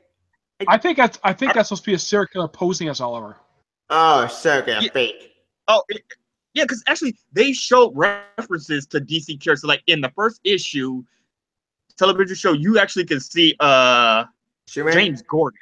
No, James Gordon. He was on a TV show he was doing cop work. Okay. Yeah, like, it made references to the DC universe, and that's why, like, is Wildstorm still connected to the DC universe, or is it its own universe? I've got to point this out. Cray, the way he looks, he kind of looks like one of the Bloodshots from the current book Jeff Lemire does. Bloodshot is awesome. I love Bloodshot. Wasn't Bloodshot's also part of the Wildstorm? No. Bloodshot Valiant. There's one of the Bloodshots that almost exactly like him, except he's got chalk white skin and basically, one of the Bloodshots. Nope. This guy is designed on that Bloodshot. Bloodshot is awesome. Okay, it says here when Jordan finds a ring, he also finds destiny to live up to. There will be worlds beyond his own, unlike anything you ever imagined, but the real revelation comes with the price. The Green Lantern Corps has fallen, wiped out by the ruthless killing machine known as the Manhunters. Okay, so Sinestro didn't kill them. The Manhunters did, and the odds Corps is nearly impossible. Like doing the impossible exactly what Hal Jordan. Okay, that sounds apparently interesting. Looks like that. Hal is an astronaut. Yeah. Oh yes, this person, he's an astronaut. He's not airplane. He's not a pilot. He's not a test pilot. He's not a test pilot. No one, almost every single depiction of him Now I can think of Jones picks him as a test pilot. Yeah, but this one, since it's Earth 1, is like the ultimate universe, so they Yeah, have him as an astronaut. more realistic. Which here's the thing about Earth. Earth 1, I'm fine with being self-contained because you could. Teen Titans, I mean, even though I hate that book, I hate Earth 1 today. It pissed me off. I am happy Titans, that both Volume 1 and Volume 2. It's like they just took characters both Teen Titans from the Marv Wolfman and Teen Titans run, put them all in the same book. except no Nightwing. Like, the Black Wonder Girl was weird. I don't know what's up with that version of Wonder Girl. I don't know who she's supposed to represent. And also, Blackfire. Wally is called Impulse for some reason, even though he's never been called that. Why? Oh, and they got Lagoon Boy, who can only stay in the water. Cyborg can't leave his robot. Also, did they copy the Man of Steel? I mean, Batman v Superman with Blackfire just being a clone? Yeah, I think they copied that. Also, and this I thought was really weird. Cyborg is in a relationship with Terra. What? Which is weird because, yeah, Cyborg is dating Terra, but actually in Volume 1 they were already dating. Yeah, I don't like that. Yeah, and that's also really weird. That's why it pissed me off. A little weird. Apparently, Elastigirl's Terra's mother.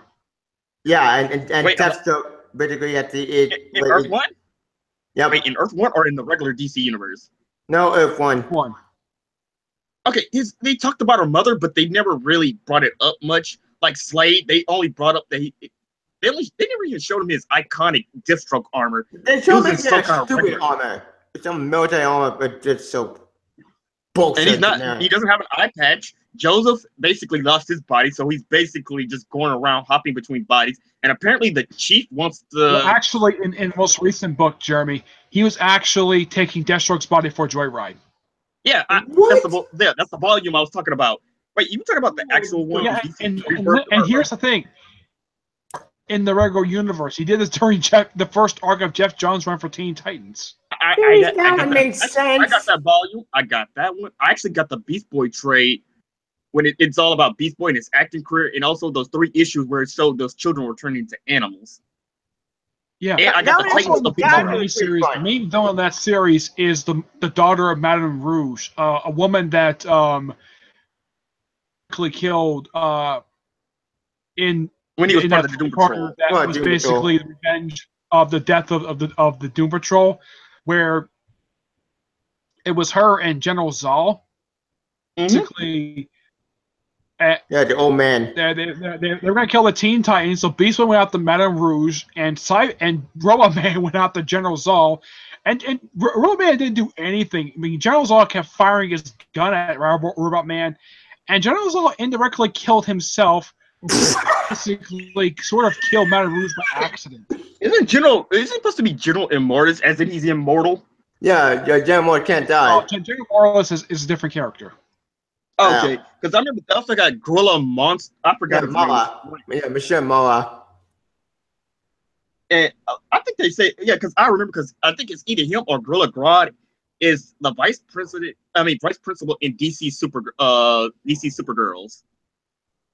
Wait, what? When did I don't want to because knowing Grodd's ego, he'd probably be the principal.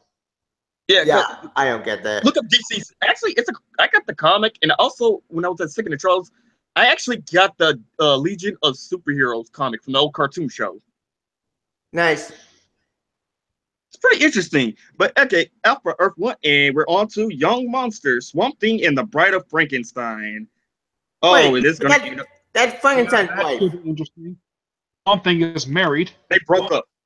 No, they broke up a long time ago. Since his own series, and is even in the Superman series, where Frank tried to repropose her, she basically threw that ring down. I'm talking about Swamp Thing. So now she's going to... He's with, last I saw him, with Abigail Arcane. Well, he's with Frankenstein's bride now, which she should get her own name. Yeah, she needs a name. St. Paul, Denny, James Robinson, Jeff Lemire, Steve Orlando, Mark Russell, Kyle Higgins, Elisa Whitney. Yeah, look at all these people. That's a lot of writers. It comes out February 7th. It's a hard beginning, a monster, and even harder being a monster in love. Sparks fly and the hearts are broken when the ghouls and ghosts of the DC universe assemble to bring Valentine's Day special. Oh wait a minute! Sweet Jesus, you see the price tag of that one shot? It's $10. But look What? at all the names on it. It's like, look at all these people. They're Oh, all wait, doing wait, their own Valentine's Day. I think I know what this is. I think I know what this is. This is an anthology piece. Like basically, Yeah. each story, each writer. So I Yes. know what this. Yeah, basically DC Christmas. This is DC Valentine's Day, Yep. or Young Monsters in Love. They have done this before. Like remember, during New 52 and from I think we did Actually, I like. What was the last thing Paul Dini did besides the movies? Harley Quinn. What's the last thing he wrote? He did Harley He Quinn. did that one, that one show you got, Jeremy. Paul Dini wrote that, and he did the Santana ongoing series. Yep. No, That, I had that, and then I there was lost it. one book he did too recently. He also did a Action backup Comics. feature recently on Harley Quinn. also back featured Action Comics. He was featured in Action Comics. Yeah. When he opened the home, Mr. Mixie Pigger when he got captured on Mr. Oz. Oh yeah, because they talked about the Superman cartoon show, which apparently he's aware all those versions are basically him. Yep. And it was awesome. I love that. It was fun. Higgins, I think this is the first DC book he's done in a while. Yep. Because the only book I've seen wait. lately has been Mighty Morphin Power Rangers. Wait, who's doing? I thought he was doing Nightwing: The New Order. Yeah, he's doing that with New Order. I think that ends in issue 6. Because Yeah, I think it has 2 more issues left to go. And in that universe, I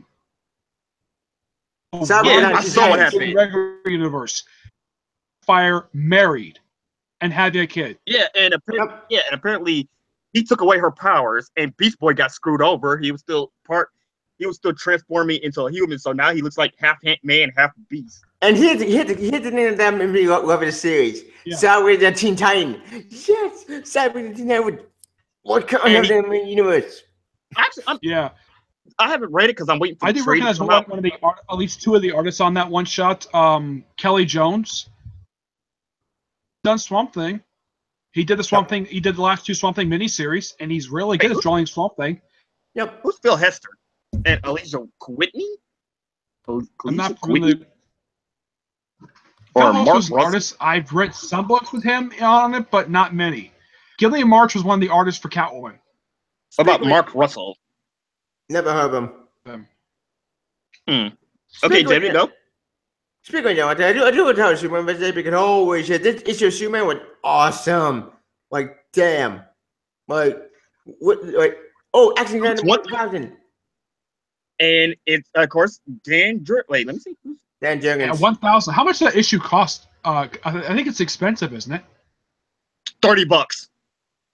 $30. Jesus! Who the heck would pay that much for that book? No, it's 384 pages long. It's basically a hardcover. Basically, it says here, join us for the 80th anniversary celebration, the most important comic book, which it really is, since this I think this is the first comic to Featuring reach a 1,000 for unpublished America. Golden Age Superman story? By Dan Jurgens. That's No, something. not Jurgens. By the original creators. By the shooters. Most important featuring an appearance by Superman, where it says the story that was never released. I highly don't miss doubt. the previously Who else is basically doing the writing for that issue aside from Jurgens? Let's see. We got guest editor Paul Libet's going to be on there, including Jules Pfeiffer,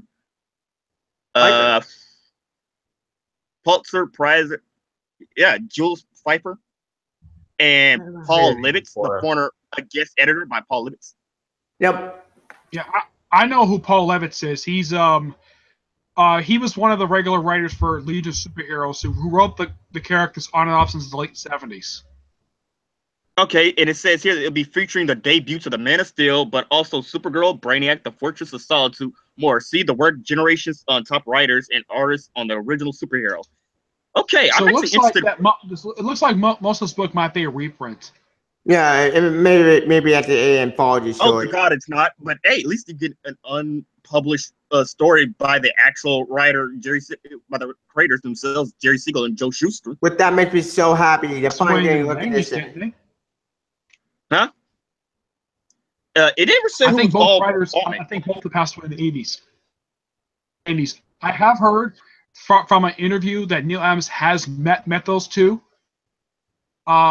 And as a matter of fact, he was he was the person who helped them basically get one of the lawsuits won. I am so happy about that. I'm glad they won that lawsuit. I think Jerry. As far as I know, the Jerry family City does got have. Let's see, they have DC gave the family medical insurance and money per year. Yeah, And money. Yeah, I think the last lawsuit that the families did do, this one was thrown out of court. It was done by their nephews. It was done in 2011 during the New 52 clip. That's why. Actually, yeah, that's why you couldn't use Superboy because, like during Countdown, there was a lawsuit going on, and that's why they turned Superboy into Superman Prime. Oh yeah, Yeah, that was really you're talking Superboy Prime, not Superboy, not Connor can't tell, but yeah, Superboy. Yeah, I've been hearing a rumor Connor might come back, but I haven't seen exactly what book he's supposed to come back in. I'm still waiting for Connor. You see, I love John. John is awesome. John is amazing. In the 90s, he died. 1992 and 1996. Wait. I was right. That's after the year I was born. Holy shit. Same time, boys. 1992? No, he was I was born 1991. So this was my birthday is actually my birthday is actually on a holiday that nobody celebrates anymore. I don't think. Oh. What holiday is that? Which is great. What? I don't think anybody celebrates February 2nd. I was born February 2nd, 1991, on Groundhog's Day. Yeah, I didn't really celebrate that. I don't. There is some people who do celebrate it. That's also my grandpa's birthday. Because I know a person who was actually born on a leap year. Huh? Really? Yeah, because when they're born on a leap year, my birthday is tax day. Oh. Do you get taxes back, or do you have to end up paying? Yeah. Actually, I don't have to pay my taxes. My dad files my taxes for him because he's an accountant. I don't think next year my birthday is weekday, because if my birthday falls on a weekend, usually the Monday or Tuesday of the following week generally is tax day. So next year's tax day will be the 17th, because 16th is a holiday in DC. The more you know. Yeah, my birthday next year is on a Sunday.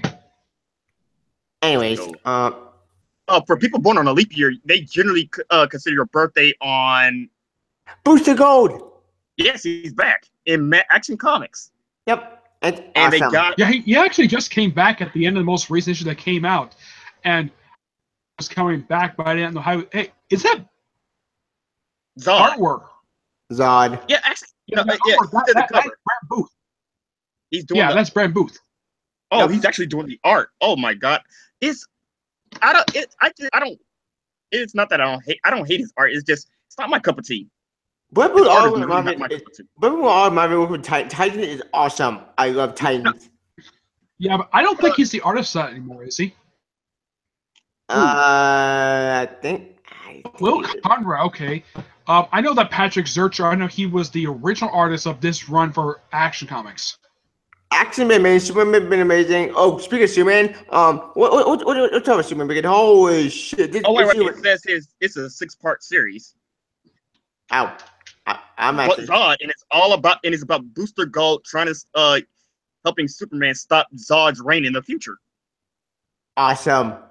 I am so happy about it. This looks so I'm glad that Booster Gold's coming back, because it's been years since we've seen him last. Since we need Blue and Gold. We need the return of Blue and Gold by Dan Jurgens. Yeah, we need a Booster and Beetle.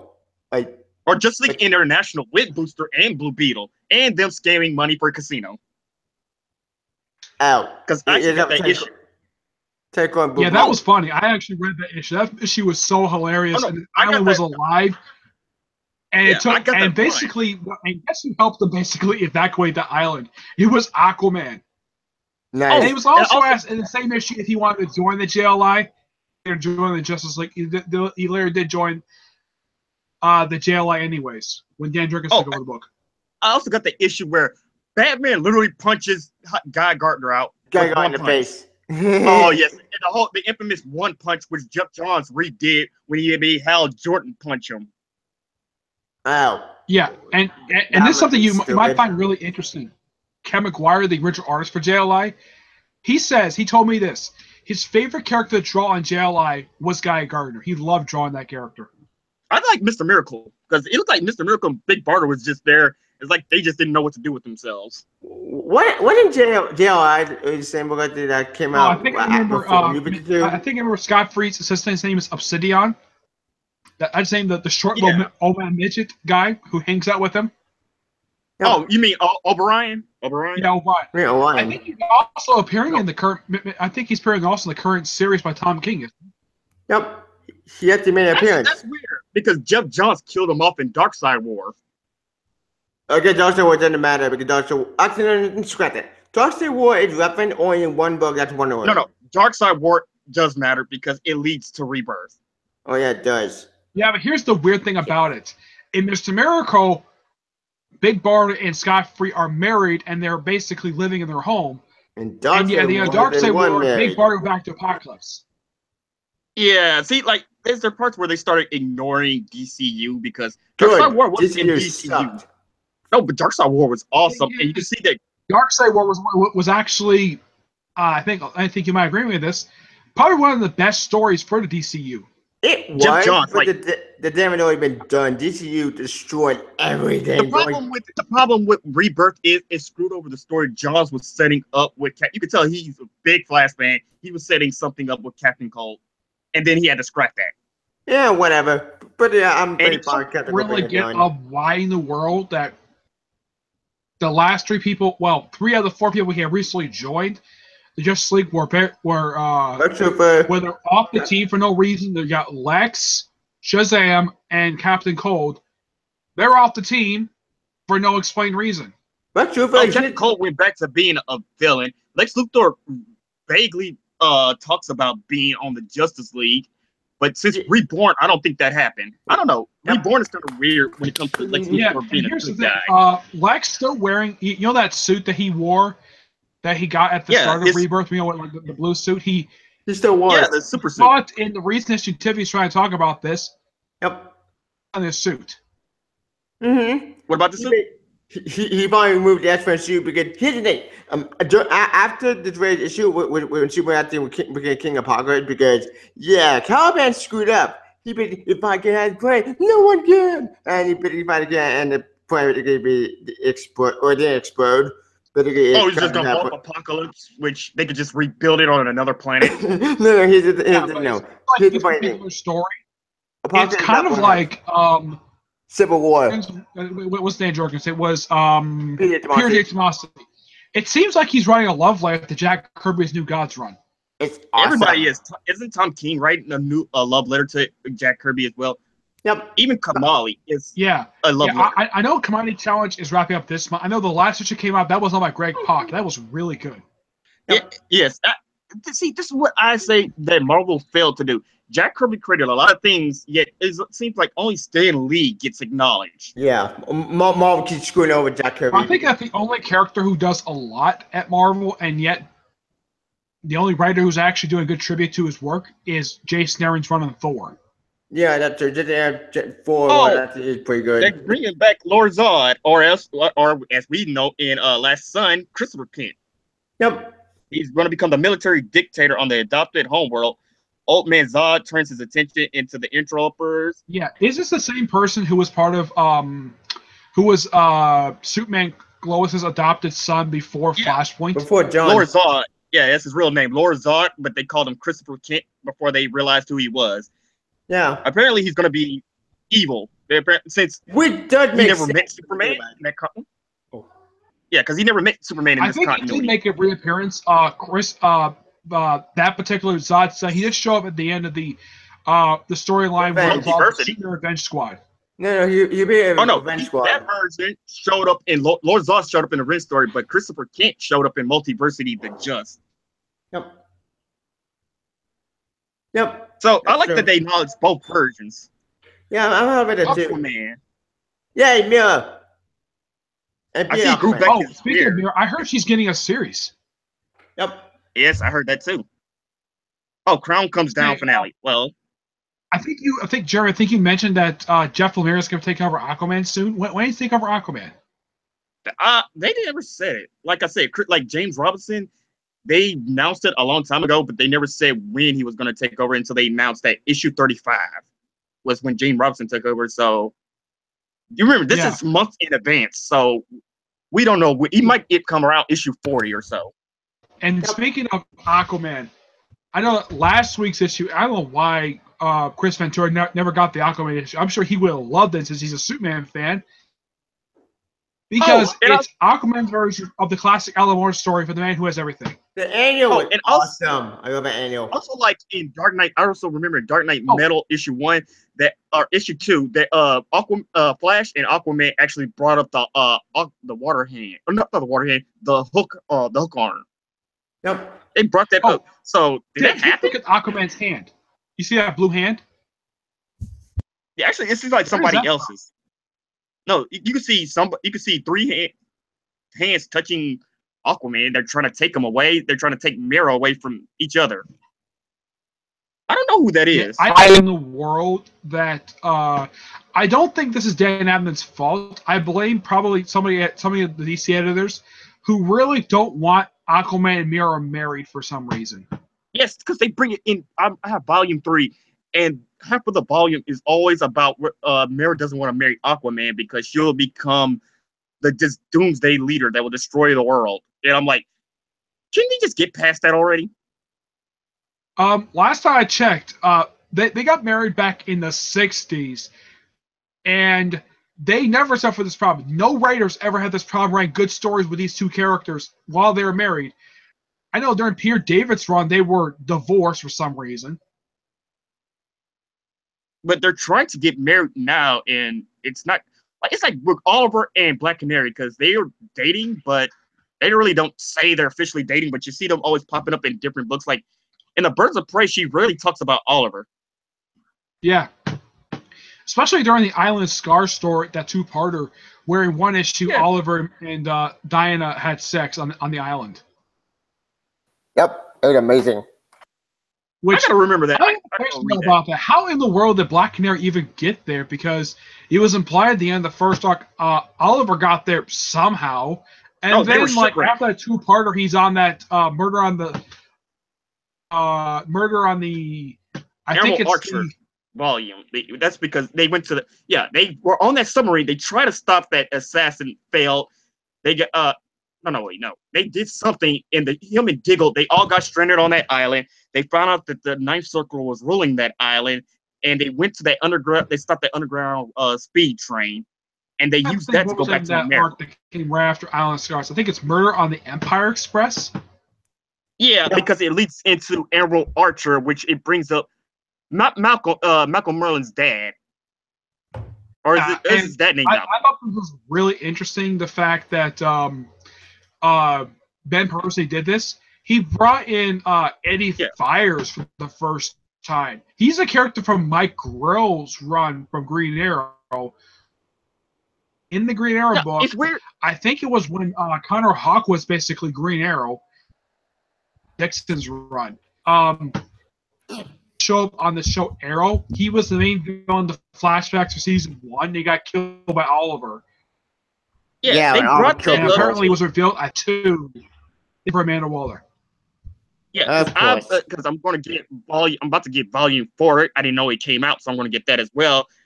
But they made Malcolm Merlin the villain of volume 3. Because he's on the TV show, because he's the Dark Archer.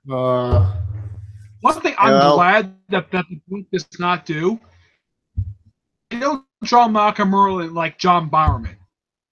Well, they did talk about the League of Assassins, like because he was in the TV show, he was also trained by the League of Assassins, and they brought that in. Also on the show, he was the head of the League of Assassins for like 1 season. They made him into Batman. He was head of the League of Assassins for like half a season. Oliver chopped off. To Nessa, his daughter, one of his 2 daughters he has. She melted the ring, and the league disbanded. They made him into Rachel Goldberg. Because that's what I was like bringing up in Detective Comics, that the League of Shadows that apparently Lady Shiva created, even though the League of Shadows is just an alternate name for the League of Assassins. Yep. Yeah, I don't get why in the world James Tennant did that. And I'm pretty fine with that. for It's the next awesome. arc for Detective, it's the fall of the Batman. Oh Yeah, but boy, actually, this should be fun. I like how they made Lady Shiva, like they show that Batman's not really the greatest hand-to-hand fighter. Lady Shiva Yep. took him down in seconds and put him in an armbar. Yep, and Shiva fought Orphan. Yeah. And it was Also, I remember amazing. during that arc, I'm not sure why in the world that her group did this. The members of the Batman who were captured, they were all stripped butt naked for no reason. And then they were killed And right in front of James. What's her dad name again? James or Jerry Kane? Who? Jacob. Orphan fighter? Jacob. Wait, isn't he supposed to be Martha's brother?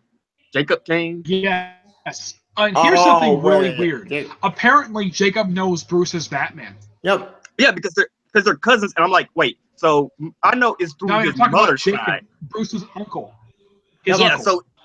so that's I'm Martha's not sure brother. how he found out. Yep. I get maybe Kate finding out because she for her it was quite stupid. Kate. But in the case of Jacob, how the heck did he find out? Well, he's part of the military, and we got to remember, he's been following his daughter ever since she became Batwoman. He's been following Batman exploits for years. And yeah, but since the New 52, Jacob has always been coaching, but it's also applied since Rebirth. He's been spying on her all this time. Which is really, really creepy. Yeah. Look, I gotta praise Marge Man for doing this. She actually had, Alfred's daughter, Penny, Julia. And she's her Alfred. So Penny is, his daughter Julia is the Alfred to Batwoman. What is he discussing? I thought she was a great character. I think Snyder created this version of Julia Pennyworth. Yeah, Snyder created her, and that's another book he's doing in the future is Batman and Signal. But Bluebird's still missing. Bluebird's still gone. Whatever happened to that? She was in volume 1. Well, I mean volume 2, kinda, and then she just kind of went to the background. Like James. According to, she's supposed to be retired. Yeah, she quit. No idea why. They just had to retire the character up. Batman Love Eternal. Built her up. Why she left? Batman Love Eternal. And apparently, is it just me, or is that Scott Snyder is the only person who cares about developing Duke Thomas? He's the only one writing Duke Thomas. Tom King wants nothing to do with this character. Tom King, Tennant, nobody wants anything to do with Duke Thomas, but yet Snyder wants something to do with Duke Thomas. You're playing the Signal. Well, when you created he's his character, of course, he created him. He put more love into Duke than he did. He created Harper Row as Row, and yet he did more with her than he did with Duke Thomas. Tim Drake origin after they finally fixed for me after years of both Scott Snyder. Not Snyder. Scott Snyder. Barely did anything with Harper Row. I know she first came up in the original series for New 52 Batman. She finally became Bluebird, but she didn't really do much. She did nothing. And even if Gordon crap, she did nothing. That's kind of weird. But Duke Thomas, but Tom King wants to tell his own Batman stories. And I'm fine with that. I Am Gotham, he did show up in I Am Gotham, but that's about it. He showed me an annual. Wait. There's Mirror. Okay, there you go, Nick. Mirror series, and it's written by Dan Abnett. Yep. I'm happy about that. Of Atlantis, and it says here from the page up, as the brutal Atlantean civil war rages, Mera must keep the peace between the surface and Atlantis as a newly anointed queen in exile. But Aquaman's brother Orm, aka Ocean Master, learns of his homeland's fate. He'll stop at nothing to return to Atlantis as the king and savior. So she's the exiled queen for whatever's going on in Aquaman. I really need Aquaman. Aquaman might have been awesome recently, and I need to catch up. What about you, Nick? Or did he take a break real quick? I think he probably take a break. Okay, so she's the queen in exile. So whatever's going on, because like I said, I mostly read the trades, so I have to come back to that. But speaking of it's nice that they're acknowledging, at least they acknowledge she's the queen, so they actually got married. Speaking of that, I do tell them all for a second because, oh boy, Venom came out, and oh god, guess who came back? Those things from Venomverse. Nope, not this time. Thank God not that. Nope, it's someone worse. The Scarecrow? Jack-o'-lantern? Nope, You're give fine? up. Nope, give All right, up. Replace. I don't know who that is. Oh, wait, wasn't it the Replace. Asian dude? Wasn't it Yeah, the Asian dude that Venom? yeah, it was the bitty dude, like the Jackass Ricardo ripoff who wrote the darkness. Yeah, that asshole. Now he's back, and now he took Maniac symbiote. Oh, he hit the haircut. He's now Maniac. Wait. He took the Asian chick's Venom suit? Yeah, right. You my Wait, Maniac from the. no. My problem is they finally mentioned her since God knows when, because she just disappeared after Ash Thompson went into the Guardians of the Galaxy, and now they Yeah, bring her back for shit. Mirror Queen of Atlantis. Yeah, I'm glad the fact Abnett's writing the book. yeah. She's a queen in exile. She's trying to stop a civil war, while trying to stop the separatist world, and Atlantis is going to war. Plus, Orm's going to be the big bad for her series. yep. But hang Ocean on. Master. Yeah, he's going to try to retake the throne. Let's see, where It's the been a hell while are since I've seen Ocean. I think the last time I saw Ocean Master, Was trying it to Throne of remember. Atlantis? Oh, it was during the Ocean Master. It was the end of Jeff Johns' run for Aquaman. That was the last time I saw Ocean Master. Yeah, Present because he went into tense. hiding, and Present then that was tense. it. Huh. Oh, I'll probably get that part later. What the heck is that? I have no idea. Oh, there goes that girl. I will probably look at that part later. There we go. It's a brave. Oh yeah, Venom Inc. Let's see, where the hell are you? Let's see. Did they change writers, Julia? Because I know Hope Larson's still writing on this. No, it is a crossover. Then saw my crossover in it. Let's see. As the triple door drops even. Okay, so this has something to do with Mr. Freeze, probably. Let's see. Is that Penguin on the cover of Batgirl? Yeah, Penguin and who is this? Also, Penguin's son. Yeah, there's Okay. Venom. Because I didn't buy her trades. I recognize the Batgirls because I'm getting the second volume.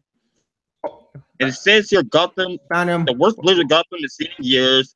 The villain turned hero, the Penguin. Okay, so basically, the Penguin is also going to be like every other villain. They're doing a face turn. Oh, by the way, I found out who's anti-venom now. Get your anti-venom now. It's Flash Thompson. Yep, Flash Thompson. Oh. Anti-venom. Yay. His what? anti-venom look. Yep, But- but that's not the ending. See, I'm Here's the glad ending. I wanted Eddie to stay as Anti-Venom because it was more interesting that he was kind of deranged but a hero at the same time. Yep, but here's the ending. Yeah. That is Maniac, aka Replace. Yay. The guy who he's turning into a Venom symbiote. His favorite Spider-Man villain, the Looter. Yep. Killed this guy already. I don't care about the Looter at all. I What don't the know hell's how the the Looter? Punisher killed him just like he killed the Red Vulture. Wait, who the hell's the Looter? A DS villain. I really don't care about the Looter. He's my least favorite villain. For people I've talked to who love Spider-Man, they say their least favorite villain is the Vulture. But Vulture is more interesting than he is. My least favorite villain is Vulture- Mr. Negative. Last time I knew, Doc last Ock. time I checked, didn't Vulture had a stroke? Last time I checked. I don't give a damn about which nonsense. Vulture? You mean It was Adrian brought up. Toomes? It was brought up in Deadpool book that he was looking at all the villains, like who was still active, and it said that the Vulture had a stroke. Vulture is still alive. He popped up a couple times in the Spectacular Oh no, Spider-Man. I know he's Spider-Man. alive, but he just had a stroke. No, I know he's alive, but they said he had a stroke, Ow. and then he went blind, and then they had to give him new eyes Yep. because Doc Ock went too far. Yep. Let's see. Doc It seems- blinded him. He didn't try to kill him. He blinded him. Yeah, Doc- and he had to give I new hate eyes. Doc Ock became Superior Spider-Man then after Superior Spider-Man so stupid. God. Okay, so his son calls himself Black Sun, Wait, Black Sun. and he has some. Yeah, he calls himself the Black Sun in this. Apparently he has something to do with the blizzard that's going on in Gotham City. Okay. I'll kill him. Anyway, though, what's up? Yes, yes. What's up? They actually brought Calculator in. I haven't seen him since. Is this the first time he's made an appearance? I think so. Anyway, though, speaking of but- Replace. He's. Have you ever seen his original costume? Yes, and it looks stupid. Oh, joy! Freaking cheesy. He popped up in the first appearance pages of Detective. He even fought Ted Kord in his original ongoing series that DC published back in the 80s. By the way, I mean, do you remember Calendar Man and Clock King used to look like back during the day? Those were two stupid costumes. Yep. Yeah. Calendar Man he's this big bulky guy who's bald. He's got like the months around his head. I did see his new outfit in the War of Jokes and Riddles story.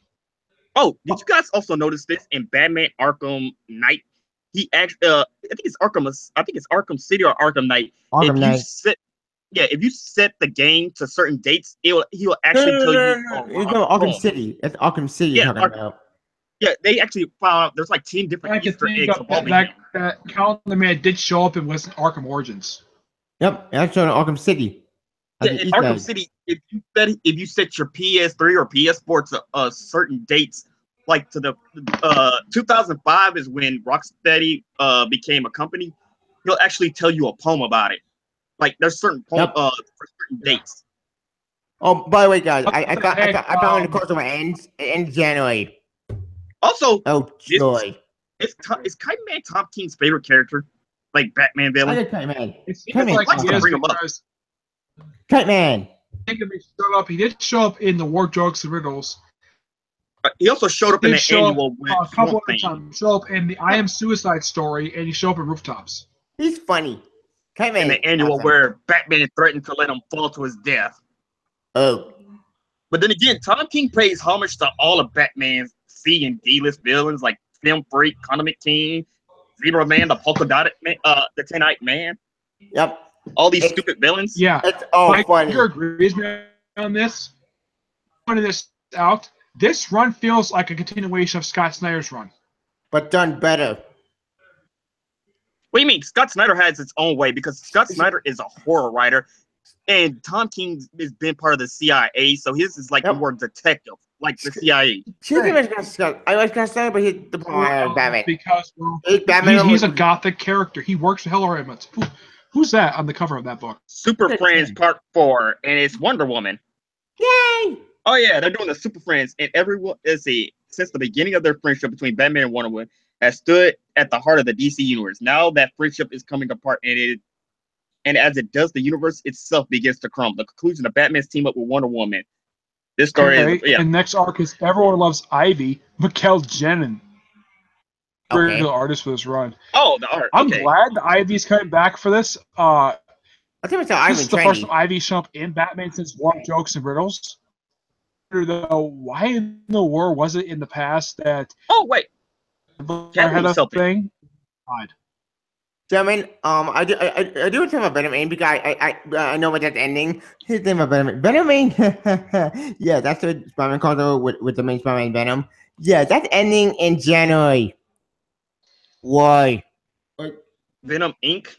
Yeah, Venom he's called over with Venom and Spider-Man. Yeah, it's a crossover between Amazing Spider-Man and Venom.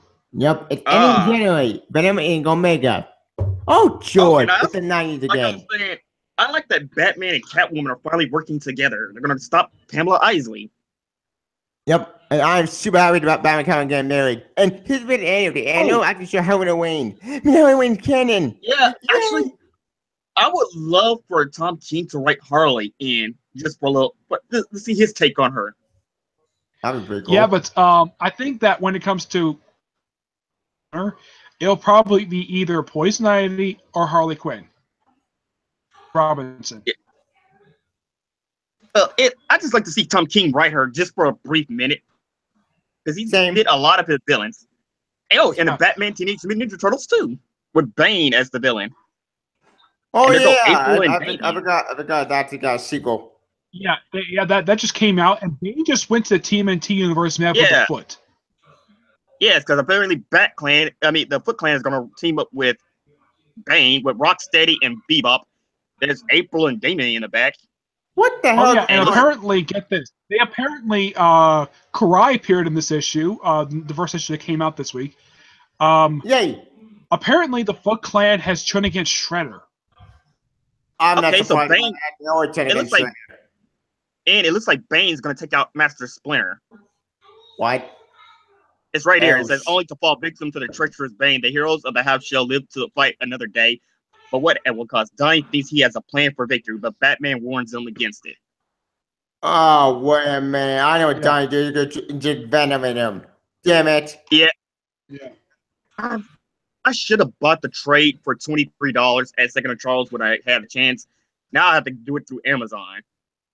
How much is that on Amazon? Probably not cheap. $20. Oh, 20 it's bucks. cheap. Never mind. Yeah, I actually like this. So Donnie's gonna give himself Venom, which I hope this actually has repercussions in the actual series. It won't. Well, I am not really sure story. exactly when this crossover is supposed to take place. In the case of the recent crossover they wrapped up with the Ghostbusters, that apparently takes place between issues 75 and 76. I thought this I need to crossover was get- only self-contained. Yeah, I need. Wait, what about Power Rangers and the Justice League? Is that self-contained? It probably is because they're no weapons of Power Rangers in any DC book, which makes sense. Like, Creature of the Night, I read the first issue of that, and that was really interesting. Is it Elseworld story? Or wait, isn't that when Bruce Wayne lost his parents and it's a different take on it? yeah, it's Like even a his name vampire. is Bruce. It's kind of a. It's like his wait, name is a wait, nod wait. to. I know what this is. Right, I know what Bruce this is. Wayne, right? I know what this is. This is basically like the Secret Identity storyline, but for Batman. That's pretty cool. Okay, Yeah, this is the only book Kurt Busiek is doing aside from Astro City, because Kurt Busiek is heavily focused on Astro City. Yep. Wait, how is Astro City? I hear of it and I never read it. It's very good. Well, Really good. I Dark read like pretty much City- everything for Astro City except for the two Dark City miniseries. Yeah, Actually, it looks like Astro City looks like a homage to Jack Kirby's Fourth World New Genesis. I think that's the point of it. Actually, see, There are nods to the DC universe. Like there's this character who is come on, Batman. I think he's supposed to be a priest who's also a vampire. Mm. Who he is, Tibia? I forget. To be Wait, what? Astro City's version of Batman. Oh yeah. No, I mean, it's the crown guy. Yeah. Yeah, he's a vampire, and he died basically saving the city from an alien invasion. Oh, I know And about we that. got issue 5 of Batman White Knight. That's been awesome. I love that story. I've not read it, and I want to be surprised. So please, only minor spoilers. It is Like really they said, good. Harley Quinn did something shocking, and I want to read it. Yeah, they say like, it's really shocking. the Harley Quinn twist, I won't get spoiled, but I just say it's at the minor.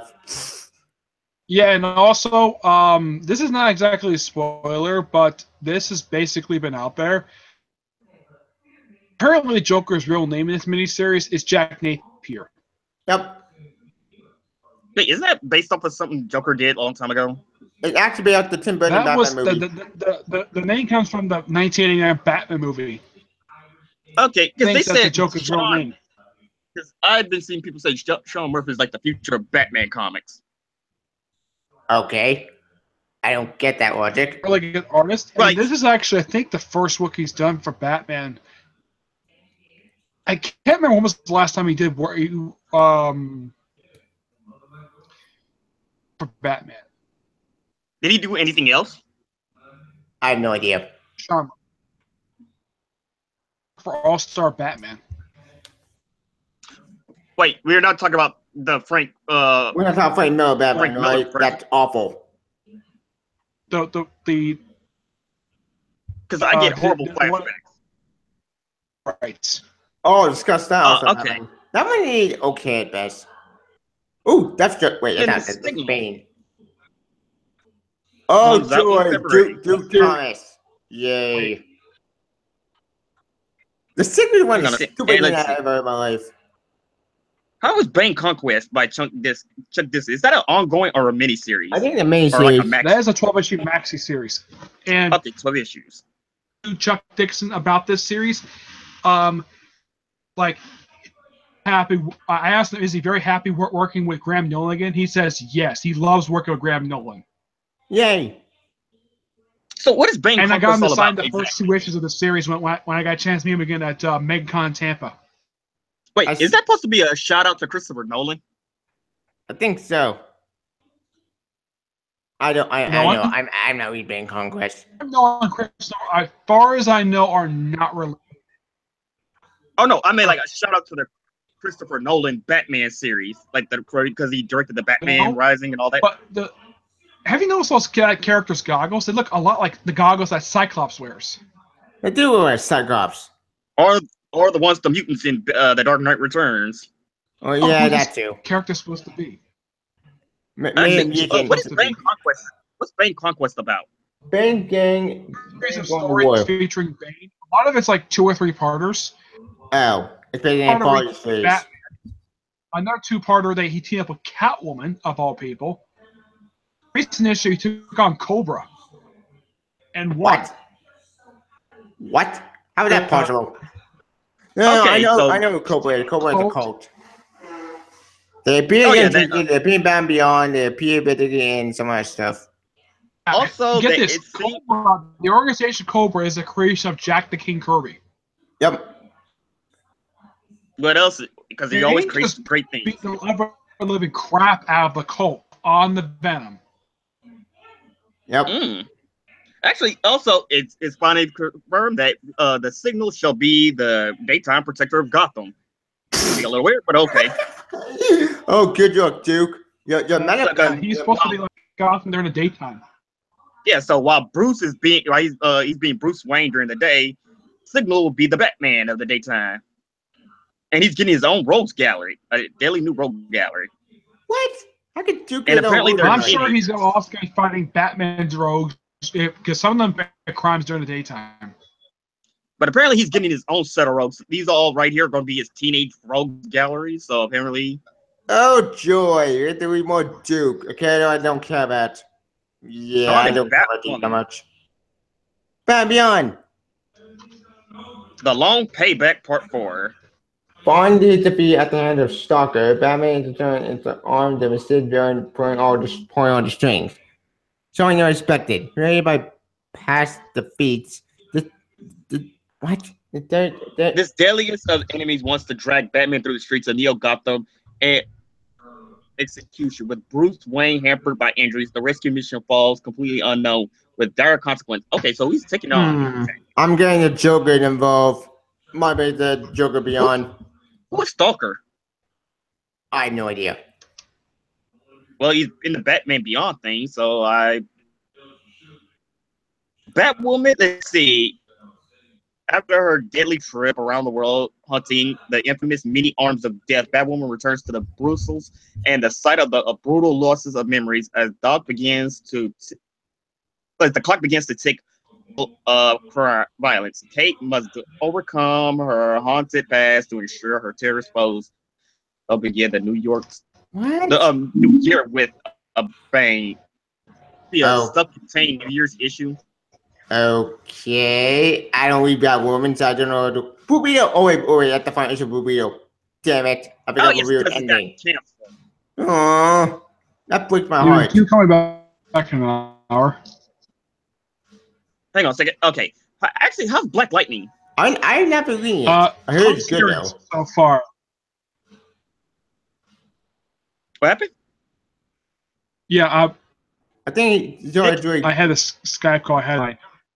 It's and I'm so happy Tony Isabella is doing this series because I checked it the last time he wrote Black Lightning series from the 70s. Okay, so how's this new one? Because I remember Tobias well. Plus, he was also in DC Comics Presents with Black Lightning and Blue Devil.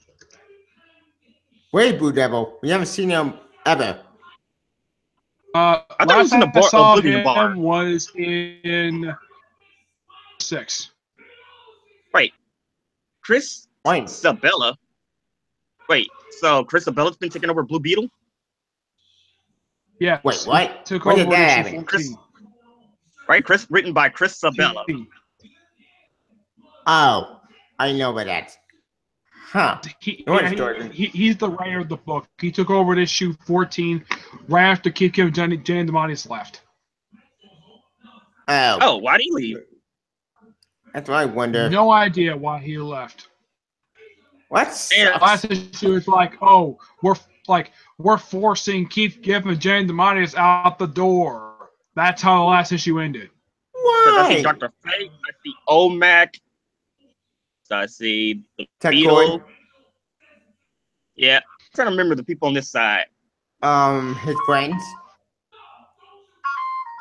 OMAC, Dr. Fate, I Bug, have no idea.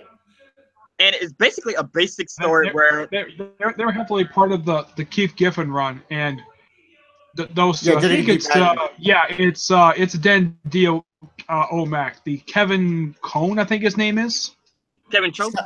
Something like that. She Mac is weird. He's the recent Omac Yeah, that version. that's been created.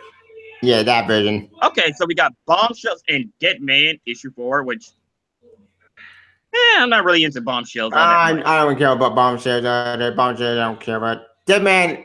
Yeah, I give him a bad. I like it. Really good. Bombshells. I haven't read the United series yet, but Bombshells is fun. Wait, Black Adams. Okay, so in issue 12, Black Adam powers have grown over a century.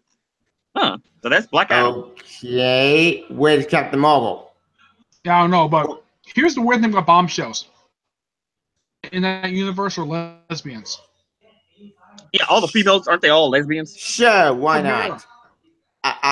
Mira is the only one who's not a lesbian, but almost every single one of them is lesbian. Wait, who? Oh, of course, because it's Margaret Bennett, and Margaret Bennett is one of those people who's all about about girl power and all that. Every different it's not in the main universe. The only other book I can think of she's done lately, aside from Batwoman and Bomb Pussycats, but I checked Josie Pussycats NF 9 issues. Gee, I wonder why. It wasn't doing it like Mark Waid does Archie, and is that book still going? I don't know. I don't read Archie. Yes, it is. Tim Tardowski did the end after like 12 issues. Actually, yeah, because what's her name? What was her name? Who did the first volume? Her name was Julia or something.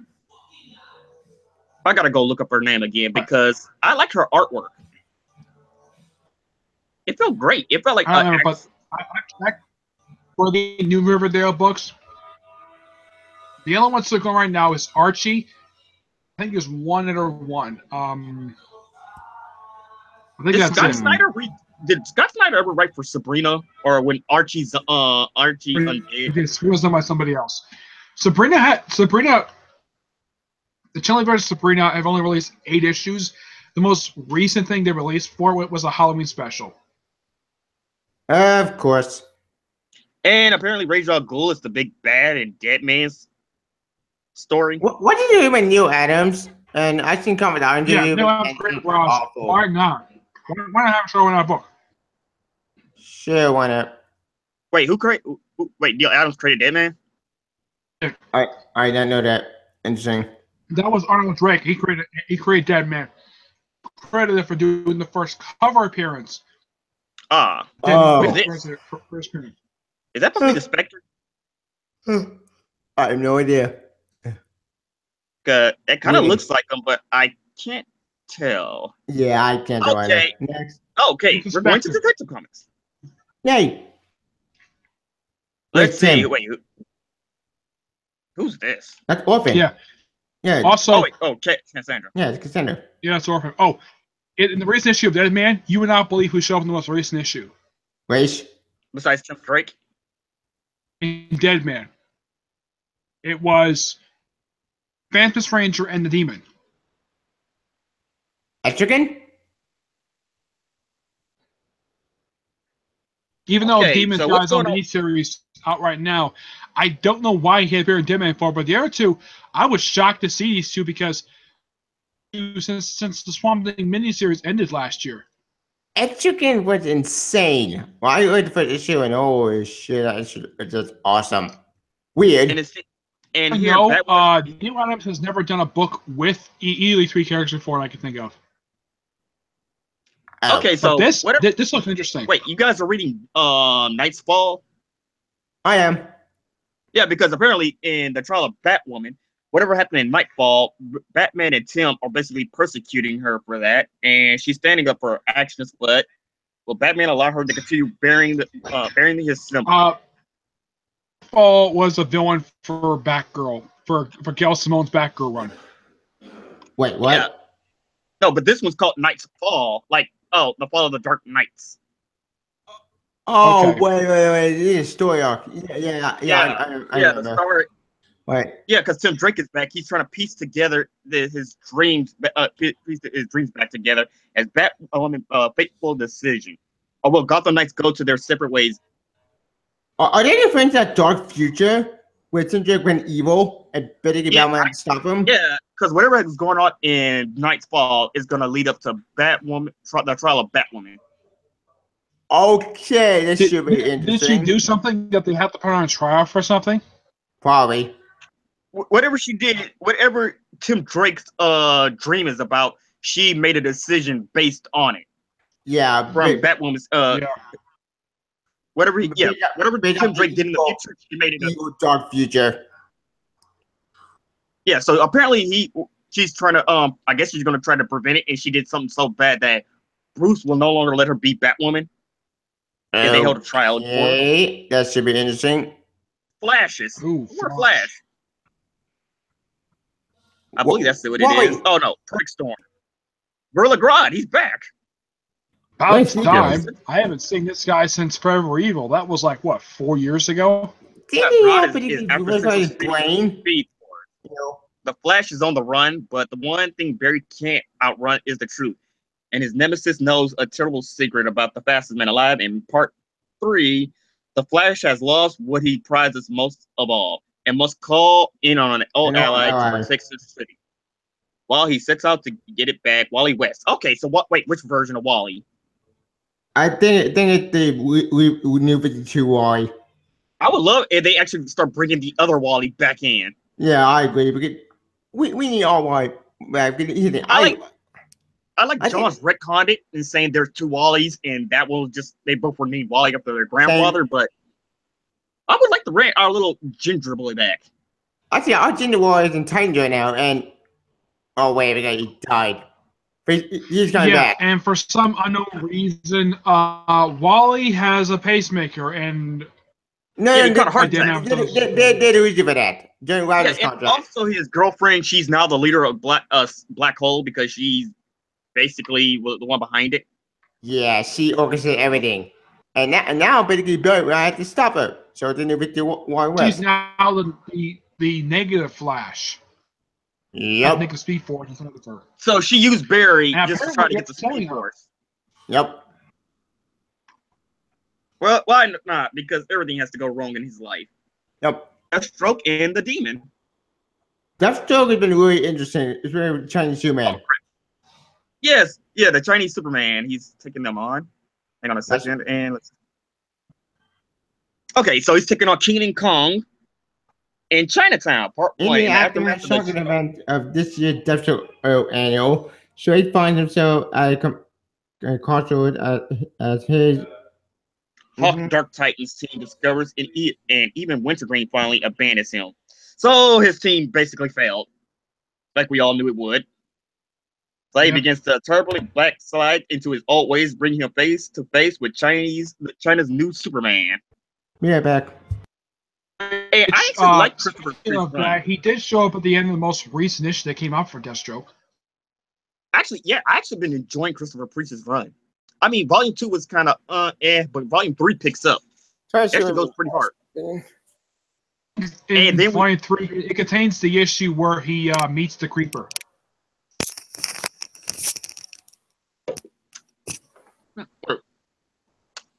Was that in Volume 2? I thought he met the Creeper in Volume 2. Because he got Superman. Yeah. I know in that recent trade, that's when he became Twilight. And really weird how the trade does this. Like, Part 6 of the Professional is in Volume 2. And the 2-part conclusion of the Professional is also in Volume 2, which I'm like, that's odd. Okay. Also, how's the Demon?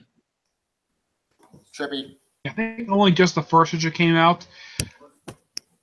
Issue 2 is probably coming out this month, but it's good so far. Let's see. It's Trippy. Saying that apparently this hellish transformation of Earth, a reluctant team makes its way towards the source of hell zones across the brutal nightmare landscape of Death Valley to put an end to the horrors facing the Earth, but with a group of people who all hate each other. Okay, so apparently he's teamed up with some people, and I don't know who they are. For. Oh, Gotham City Garage. In Gotham City And Garage at all. Red Arrow, because his sister decided to call herself Red Arrow, because, you know, let's bring back Roy. Yeah, except Roy called himself Arsenal. Yeah, actually, that's the weird thing. First, didn't he go by Speedy, and then he just called himself Arsenal? For some odd then it was reason. Red Arrow, and then he went back to being Arsenal. Actually, I never understood why he just didn't stick with Red Arrow. No idea why. Issue of Teen Titans, of course, they show up. Damian was there in Star City to recruit Titans. She sort of declines for working together with her. He gets a kiss on cheek from her. That's nice. Damian is starting to become a respectable person. He's starting to open up and be likable. Yeah, because he's always been a dick for most of the entire Teen Titans run. That's the weird thing about Benjamin Percy. When you read the first volume, it's like he reset Damian's personality. And when you read Aqualad Rise at first in volume 1, he reset it to like he just now met all these people, and then he slowly becomes more trusting of them. And in volume 2, when it comes to Aqualad Rising, it's like he reset his personality again. It's like you're meeting the I don't get why in the world they made Aqualad gay for it. Personally, I'm pretty fine with that. One, it's not all Aqualad, it's even Aqualad. Two, yeah, because he was from Brightest Day. Yeah, I don't remember. Yeah. I don't remember them mentioning in that particular thing that he was gay. It's been a while since I read the Brightest Day Maxi series. I don't remember in that series he was ever outed as gay. To be fair, in defense, this Aqualad actually is forbidden Young Justice, and I'm pretty fine with that because this Aqualad is awesome. And frankly, I'm going to Teen Titans. Yeah, but here's the thing about Aqualad. In this continuity, he does not go by Jackson Hyde at all. He goes by his real name from the Young Justice TV show. I'm fine with that. Yeah, because I got this little DC Comics encyclopedia for like $9, and here they have the Brightest Day version where he has dreadlocks. But in the Weaver comic, in continuity, he looks like the way he does the Young Justice. I'm fine with that because it basically is the version from Young Justice because that's the popular version. Yep, Jackson Hyde. Yeah, but that one was straight.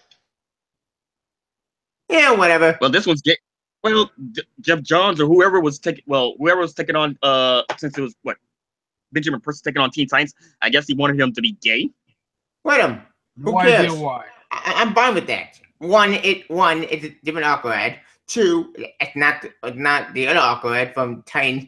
Three, unlike Iceman with his bullshit, this Aqualad actually makes sense. Take note, Marvel. Oh wait, you want me Iceman gay? Okay, so it's here. The Rise of Red. Also, in the current continuity, I don't really know why Dan Abbott did this. Ula, the first like known Aqua Girl, and she was briefly appointed regent of Atlantis. Yeah, she was, and then she was not, and then she's just a side character again. Damn it! I wouldn't mind if she joined the Teen Titans. That would be interesting. Actually, what is Gotham? Because what's with this version of Wonder Woman? Oh no! That's obviously go on. That's not canon. That's non-canon. No, I mean, like, what's up with this version of her? I know it's not canon, but what's up with this version of Gotham City Garage? Basically, it's Mad Max, but in Gotham City. Because I've never read Gotham City Garage. Gotham City Garage is Mad Max. I think the series is supposed to be based on the action figures. It's weird. I don't get it. I tried reading it. It's making it sound like it's like Fallout or something. Like something terrible happened to society, and now everybody is just doing their own thing. Yeah, like Supergirl basically the daughter of Gordon for some reason. I don't get it. We know Superman. Yeah, that's for Green Arrow. This is the first character focus arc for Miko since the second arc of this run. Actually, look at this title. Do you know what's up? Red Arrow. No. Do you know what they strikingly resemble it to? Arsenal. Yes, the You very mean terrible Rise of miniseries, The Rise of Arsenal. Instead of Ah, just The Rise of shit. It's Arrow. hilariously bad. Yeah, it was awful. Let's hope that she's not. Let's hope she doesn't start doing heroin. That's Roy's skit. Wait, where's Roy? Oh, Titans. My bad. Yeah, Because Rory's in in the the first, book, but he's not a drug addict. They made him an alcoholic. Thank you, Scott Odell. Thank you for ruining Roy Harper. no. Actually, no. They changed that because in Titans, Dan Abnett actually brought it up in the first and second volumes that he actually used to be a heroin addict, Thank and God they brought it I up fixed that. like in Green Arrow's volumes, issues 16, wait, 17, 18, and 19. They talk about the fact that he was a heroin addict, and that's why Green Arrow Oh, kicked him out. yay! Yeah. They fixed them. Yeah, and he In that acknowledged very that he same was a arc, heroin they addict. no idea why the artists of Do This Issues did this. They gave Count Vertigo a new look for some reason. Yeah, Why did you because take that look, I'm really gonna get annoyed by that. Can you get the original look back? it was kind of weird because when Roy finally showed back up in Green Arrow, they were talking about how he was adopted by this Indian tribe. And then it showed also how he was also street rat because he got kicked out of the Indian tribe. He became a mall rat. And he showed up with Ollie. Yeah, but They here's the showed- thing when it comes to that. Roy is of Indian descent. Yeah, that one actually does make sense. Did they ever talk about his dad? And he's 'Cause I supposed know- to be Jim Harper, the original Guardian. He's supposed to be his nephew. Oh, yeah, I know because they brought that up in Young Justice as well. But in this version, But here's the thing about the Guardian. He has not shown his continuity at all. actually, he did, and he showed up in Superboy, but that wasn't the Jack Kirby version. No, that was New 52 version. It was A stupid. Guardian show up during Wolf Pfeiffer's run for Teen Titans. Which is Except he garbage. was black, but they never said he was Mal Duncan. It was some random black guy who just happened to wear Guardian's attire. Who worked particularly I think that was supposed to for be- Manchester Black. No, I think that was supposed to be the Grant Morrison's version of the Manhattan Guardian. Wasn't that Manchester Black particularly what you basically? I'm evil, and I can beat Tim Drake. One where they had the first Oh, Manchester shit. Black, but the thing is, they never ID'd that one. They lead the group, into the group at all. I'm glad it was The group gone. just That disappeared really as soon as Wolf sucked. Pfeiffer ended his run. I mean, the group at all because they just showed up completely at random in was issue 10. Yep. Elite, completely out of nowhere. I'm like, this could come from when was the first put together? And I have never seen this before for a group of characters. Now, UFOs, I expect that because they are. It was a group of different characters all around the Witch Boy for some reason. It was Bud Toy, who I hate. Butcher sucked. Never explained how I got back from the future. With no solstice. It's like there was so fast throughout that arc. And There's I a don't lot of think Will things that need to be Pfeiffer asked. ever bothered to explain. There's a lot of things that need to be abruptly addressed. That series I was hope maybe stupid Ben and Percy awful. should address that in the future of that run. He should basically give it a proper resolution because Will Pfeiffer got the chance to do that. Personally, Let's see, I don't give a damn about that scene. That scene was stupid garbage, and I'm glad it's gone. Thank God they Let's left see, him I'm trying out to of figure out. existence. I'm trying to figure out who are these characters that they call. He looks familiar. One looks like Brainiac. One looks like Human Torch. One looks like I do recognize that two of them. yeah, him.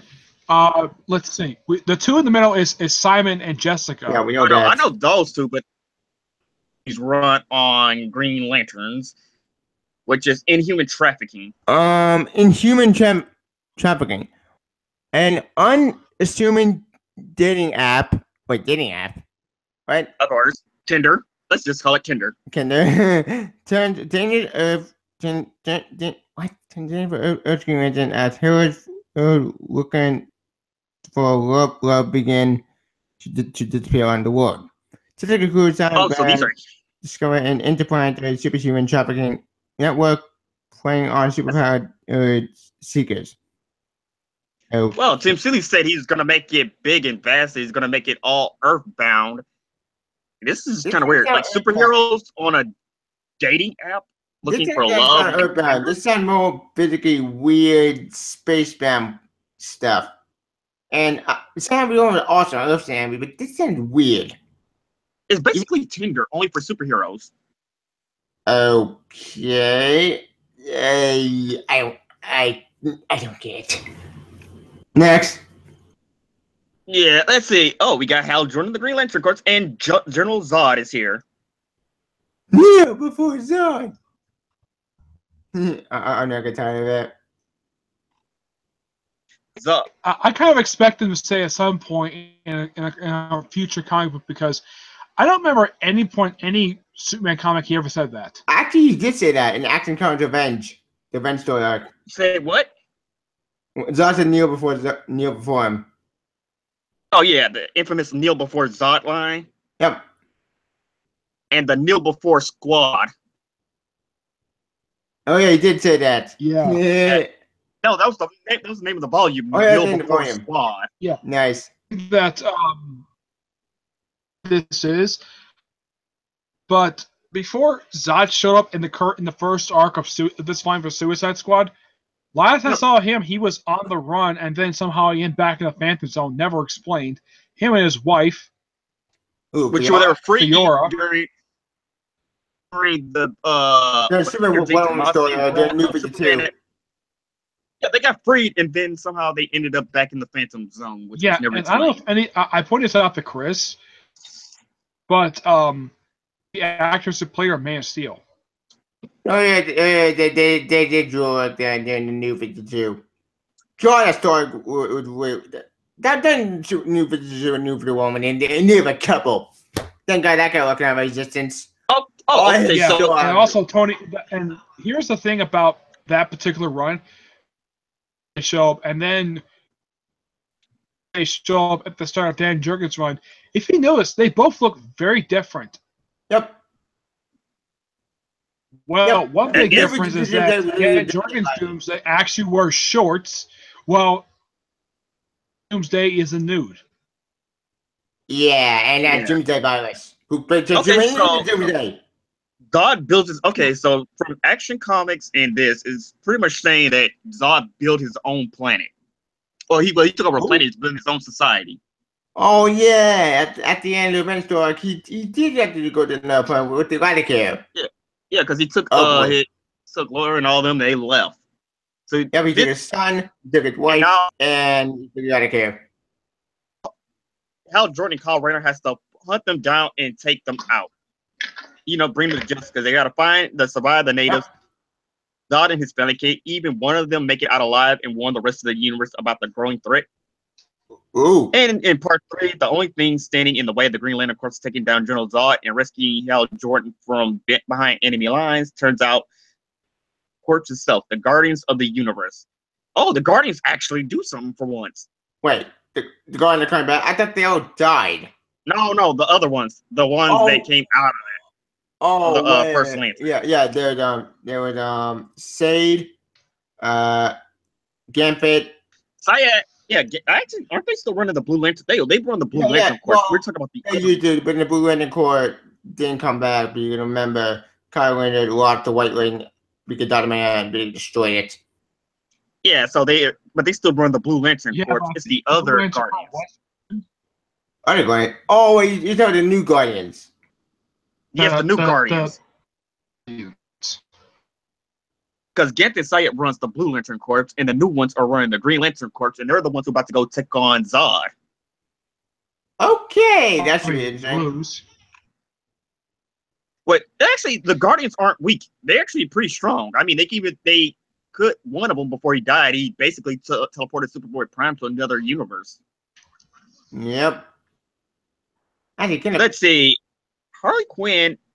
Next. On the Penguin. Oh, so basically, even Jim Palmiotti is basically off.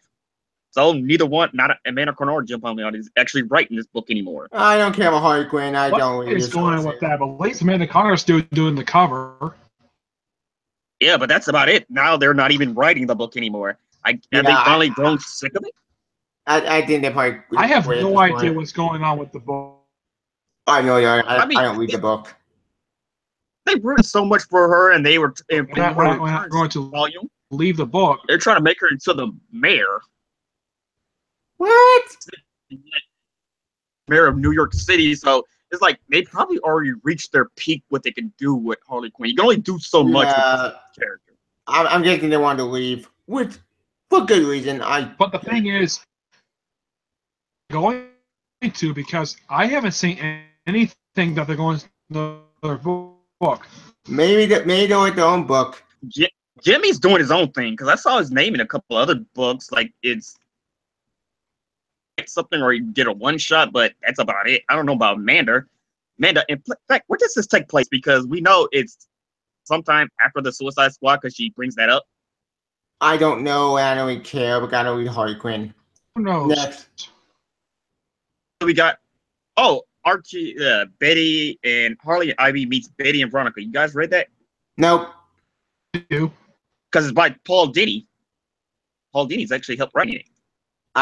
Yeah, and in the recent issue, I have no idea why they thought this was weird. This was really weird. Harley and Ivy switch bodies with Betty and Veronica.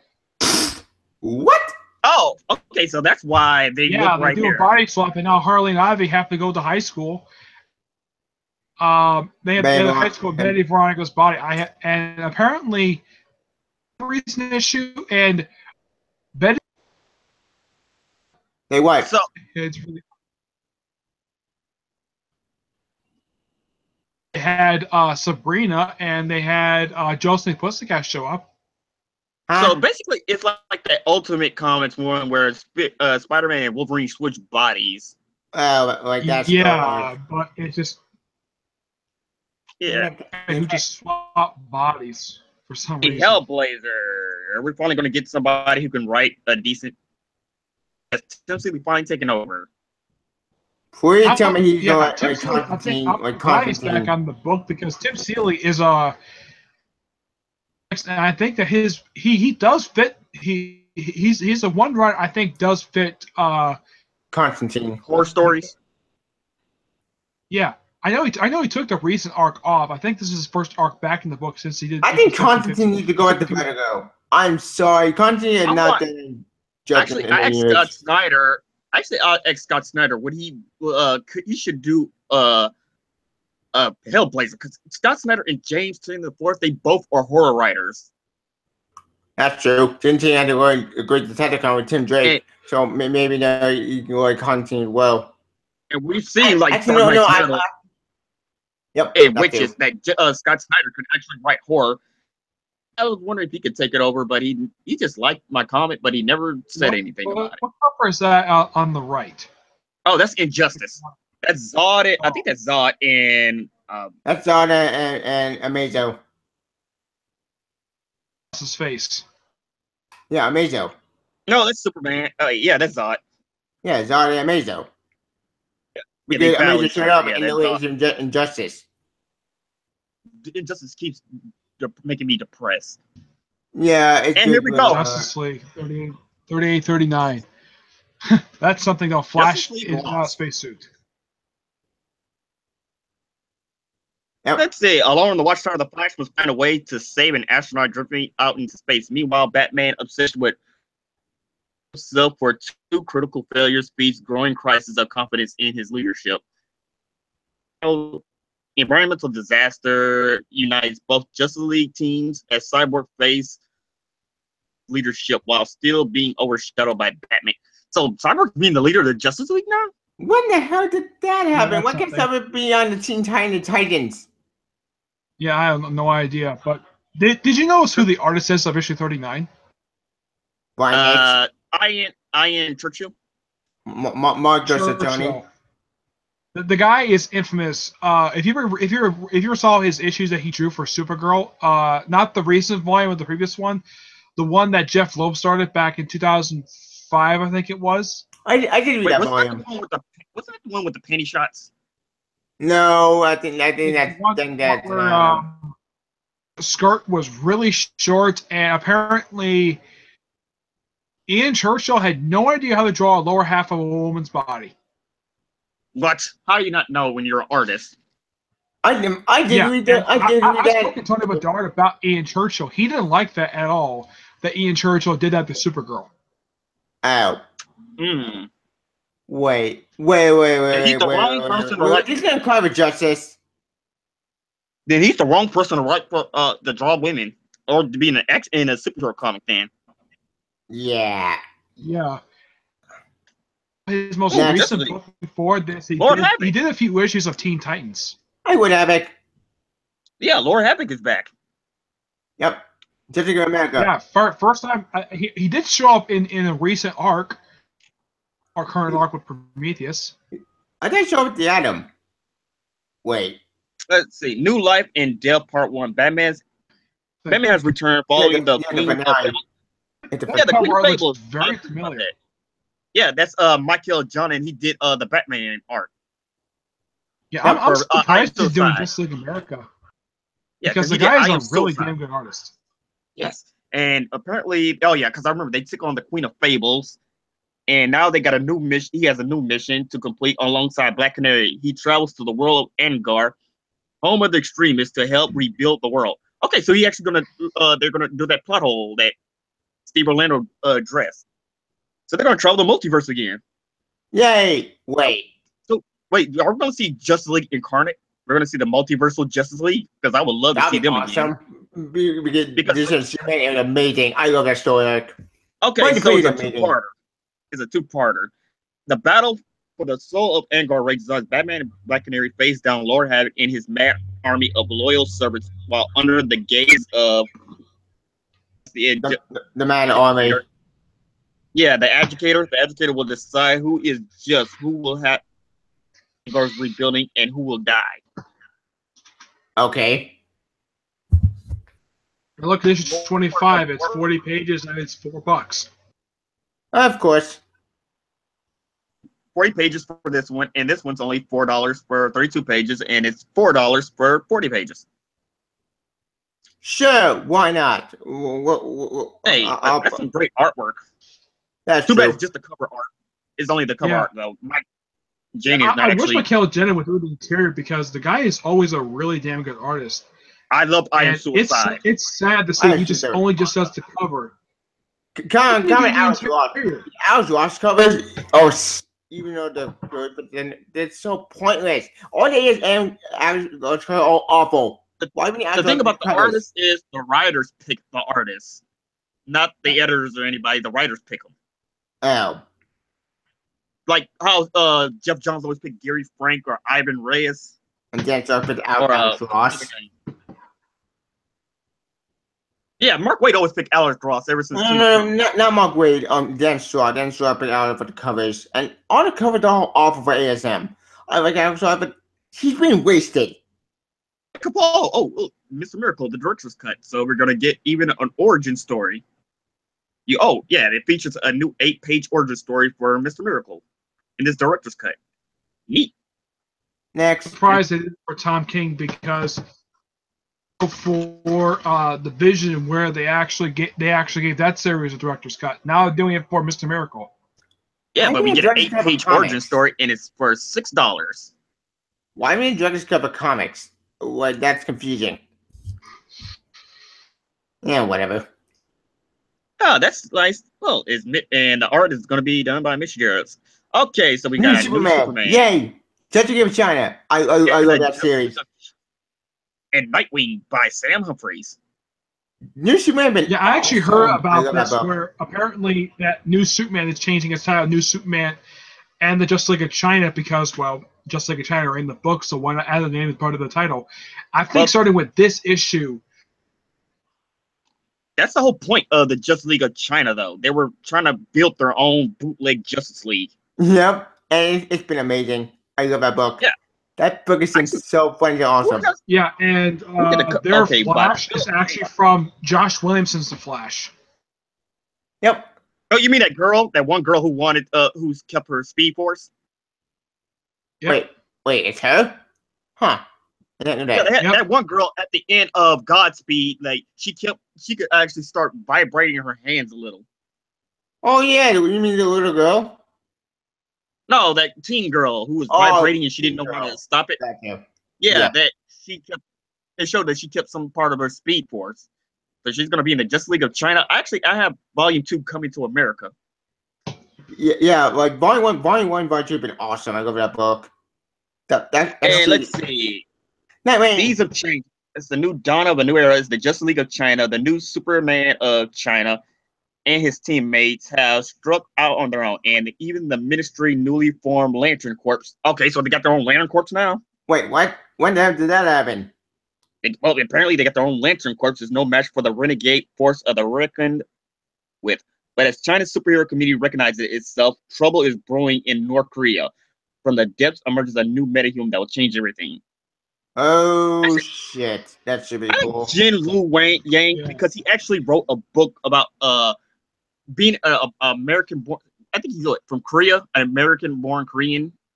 Didn't he And he also wrote a like? book Didn't about he it. also like the True Arc than Superman? Yeah, Yeah, he also did. I didn't like that. I didn't like that. It's And awful. Essie and Sam Humphries, Infiltration. Untouchables. Another day in Bloodhaven, another death tied to the judge of all creation. The clues lead Nightwing to Guppy, who was there when the first murder occurred. Nightwing can't stop the judge. Maybe Dick Grayson can. And face off in the flashback with art by Phil Jimenez. Witness the second early encounter between Nightwing and the judge. Who's this judge? Judge a new villain. Okay, so it's a new rogue. Yep. How is Sam Humphries' run right now? It's actually How pretty would you good. guys say it? Is Nick still there? No, he said he'll be right back. Oh, yeah, okay. So Sam Humphries' run is pretty decent Mm-hmm. because he's a nice guy. I talked to him on Twitter a lot. He actually responds to people, and he actually he like he gets like every time like Green Lanterns would come out, he would sign 10 issues of the whatever issue was coming out, and he will send it to 10 different random comic book stores, and one of your comic book stores could have the one where he has his autograph on it. Aw, that's sweet. That's pretty nice. Yeah. I know, something the Marvel creators can't seem to do. Yeah, Marvel creators can't do that because they're so egotistical maniacs. Bunch of SJWs running the damn place. Yeah, But okay, yeah, they got yeah. right. I didn't rate Ragman. I'm not Ragman. I don't know what's going on, but I know it's the origin story, and it's weird. I don't get it. Wait, Frank what's Jr. going on? That sounds Oh. familiar. Anyways, date night. By day, on invited our teammates, but tonight they're going to out on they're their gonna have first their own date. relationship. Yeah, because it comes out on February 14th. So it's a date issue. It's a romance issue. Sure, why not? Actually, I saw people actually trying to ship Artemis with Jason since this title started. I Which can I buy love that. Scott Liddell. I've been loving Scott Liddell's Red Hood and Outlaws. Same here, and I can't believe I'm saying that. That's been a shock to me. I hated Red and Outlaw book ever since the beginning of New 52 crap, but then he had turned stuff around like that.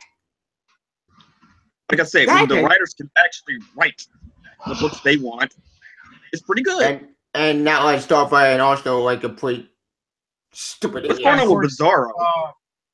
Yeah, those two are in different books now. Is that Ragman to the right, to the left? Yeah, apparently his Frank Jr.'s possession allowed the leader of the demonic invasion of Gotham to finally arrive. Sick Troll. Who's Mandy and Frank Jr.? Is that somebody from his old run? I have no idea. A single book of Ragman. I've read every single book, but I don't exactly from his run. But interesting character. Kind of the reason why now they give him a mini series for him is on Arrow. Figures. I know him only because of Shadow Pack.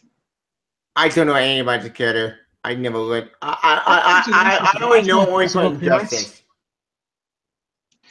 His last physical appearance was in the last arc of Batwoman by Mark Andrego.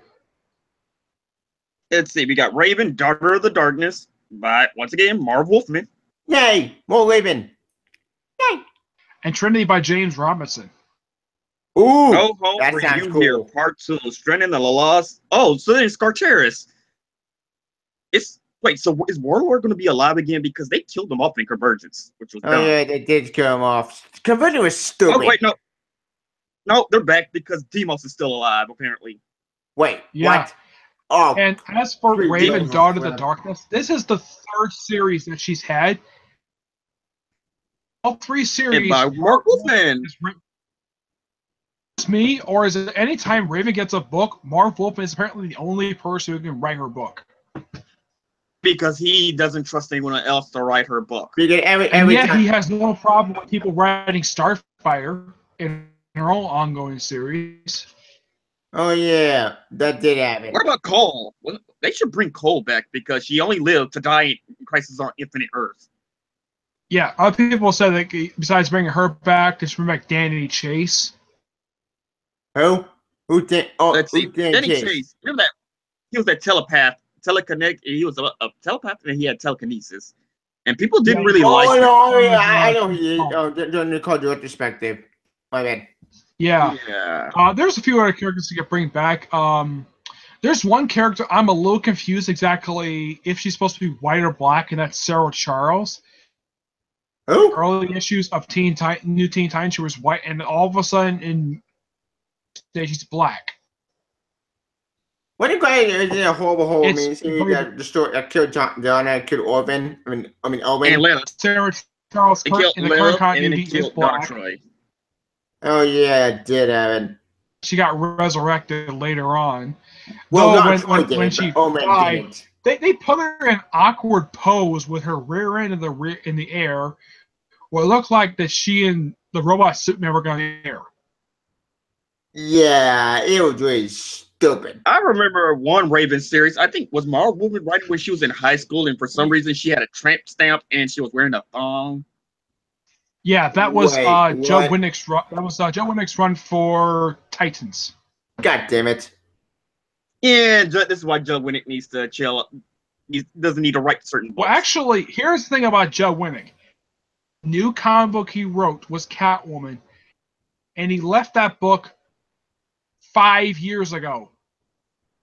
Damn so what time has he flies. been doing? Apparently, he's done children's books. Wait, what? Done for the past 5 years, children's books. Actually, he does because he. If you ever watched the show, there's a show on Cartoon Network called The Life and Times of Juniper Lee. He actually created a children's cartoon show. Was it I was good? like, All he does now, which is odd because Winnick has been a good writer in the past. He said openly that criticism people had for his run for Catwoman was not entirely his fault. That was what Marvel. That was what DC editorial. DJ New 52, right? Yeah. yes. Shit. So Sure. it's not his fault. He was doing what he was told for that run. Like Oh. Scott, like I said, Scott Liddell redeemed himself because hey, when you give your writers freedom, they can actually write good books. Or you don't give them a true series like Scott Riddell or Teen Hearing about Titans. the whole thing of how certain writers were being controlled by the editors. There's only one book I can think of. Actually, very few books are controlled by the editors, where you want to have like a bunch of editorial mandates here and there, and that was like any of the good books. Jeff Johns, anything Jeff Johns was on because Jeff Johns has no. Jeff Johns actually is his own editor. He knows what he's doing. Unlike Bendis, who had no editor. Which he will get an editor in There's DC. Yeah, but Thank for God. Bendis, there's nobody at Marvel can tell him no. See, but in DC, they have editors, and like when Dan DiDio has to answer to somebody. Yep. Yeah, So, yeah. Dan DiDio answers currently, as of right now. I think he answers to the owner, answers to Woman. Warner Brothers. Yep. Actually, it's a woman. Their current where's the head right now? She is a female, and I don't know her name. I forget. I'll look it up eventually. Dan DiDio is a co-publisher, not an editor. Yeah, but when he was running New 52, he sure as hell act like he was the editor in chief of everything. Yeah, and Newport was a complete disaster. He has never been editor in chief at all from the information I've heard. Editor in chief. Information can sometimes change. Well, I mean, it gets confused at the end. Well, when you look at it in real life, when Dan DiDio plastered his name on practically everything, you made him look like he was running the show. Yep. I can think of he had influence on. He did Infinity Man and Frere People. Phantom Stranger. Justling International. Stranger. Yeah, Phantom Stranger. Didn't he do And Trinity? that was Ray Fox. No, Okay. actually, that was Jay the Mighty did that. Wait. Let's see. Super Sons. And we got, is that Cheshire? Is that Cheshire or is that lady? Wait, or wait, is zoom that in. Talia? Let me see. I think that's that's Talia. Talia. I got Super It's Mother's- done by Patrick Gleason, but it's done by somebody Yeah. else. It's by T.J. Zamasi and Dustin Nguyen is doing the variant cover art. I like Dustin Nguyen's art. Talia Gould returned by her son for her son Damien when she trained from birth to be an assassin. With the evil in Robin's past finally revealed to Superboy, again John, it might be too much for the son to partnership to survive. Better when the boy find out his next victim is one of the most important people in their lives. Who's the target? Lois, Alfred. It ain't Bruce. And Lois. What about Maya? Yeah, and I know that in the final issue of Rules Engagement, apparently she has no problem with Bruce marrying Catwoman. Yay! Oh yeah, I love it. That issue is awesome. She's like, yeah, and she says, I like her. Yep, it was funny. Oh, Monster's back. Wait, Hack? Suicide She's Squad. alive? Holy shit! I thought she died. And she's now, no, she looks like she's an AI. Consciousness is in the AI now. Oh, crap. Wasn't that how her powers to hack things? Yeah, that was her Yeah, power. a foe who knows And the she was Suicide killed by Squad. Captain She's killed by Captain Boomerang. Have they ever figured out that Boomerang was the traitor? Yep, they did. Yes. Harley Quinn beat him up. And it was awesome. Like, I she's was back so for pissed that revenge. Hack died. And let's see, Hack wants to revenge on all of the Suicide Squad because of And Captain also in the Boomerang. recent issue of Suicide Squad, yeah, it's revealed that Rick Flag, the one that's basically been part of this before he apparently died, He's not dead. Of course, he's because alive. Walter didn't die here. Apparently, Harley found him in space someplace. Rick Flag's father. What? Of course, because Amanda Waller faked her own death because she's Amanda Waller. Yep. Well, says no. But anyway, Hack is back. The freaking She wants dead revenge. shot. And she wants revenge. But it wasn't Harley Quinn's fault. It was Captain Boomerang who did it. Get rid of Captain Boomerang. Don't go with that squad. It wasn't their fault. And wait, is she so I supposed to be know the new about Patriot? Hack. Hack was a big fan of Harley Quinn. And I like Hack. Yeah, and apparently, is she a new patriotic hero? No. Actually, she's actually a new character because she didn't never appear in any content recently. Oh no, And- I mean like it says a new patriotic hero threatens to usurp the squad's missions. Oh, Who knows? I have no idea. Also, and I think this is really weird, I have no idea why Rob Williams thought this was a good idea. Rock and Enchantress are in a relationship. Wait, Sure. James why- Robinson is taking over Superman? Wait, what? Yeah, That's James true, Robinson is taking over Superman. Oh, and didn't sit down. Oh yeah, I did hear about this. Yeah, Doug Monica. Because he has done it in the past. He has done the book in the past. He dared doing their whole New Krypton stuff. He was the writer of Superman for that. I thought James Oh, you go. Robinson also wrote the awful grinded story arc with that thing go anywhere. That was JMS. Yeah. Oh, GMS. Damn it. I'm gonna miss Peter J. Tomasi and Patrick Same. Gleason because they're a great two-man duo. They understand each other.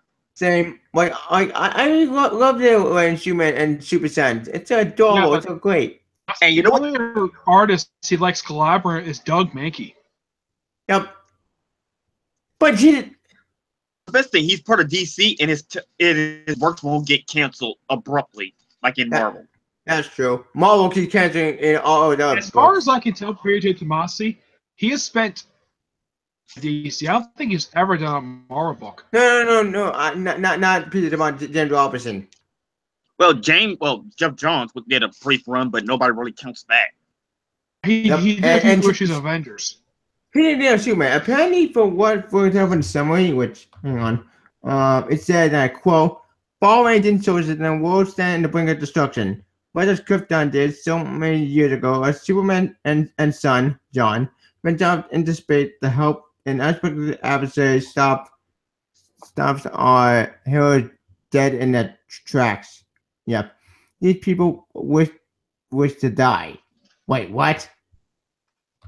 Oh, You're going to a suicide planet. Wow, that's gonna be really deep and pretty awesome. I'm intrigued. Yeah. So it's a father son story. Yay! Open it. Supergirl. And Mr. Bones. And Mr. Bones. On the book. Stable, I know. And Jody Hauser are both writing this book. Prince said finale. Oh, the finale just story. Directed Bones, the DEL put innocent lives at risk.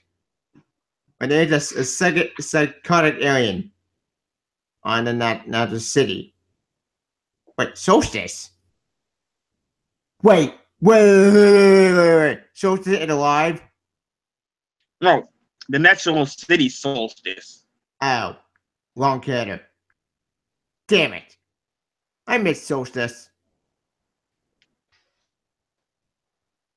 Well, the way they worded it is Solstice. We haven't seen her ever since the stupid Scarlet Dell story with Teen Titans.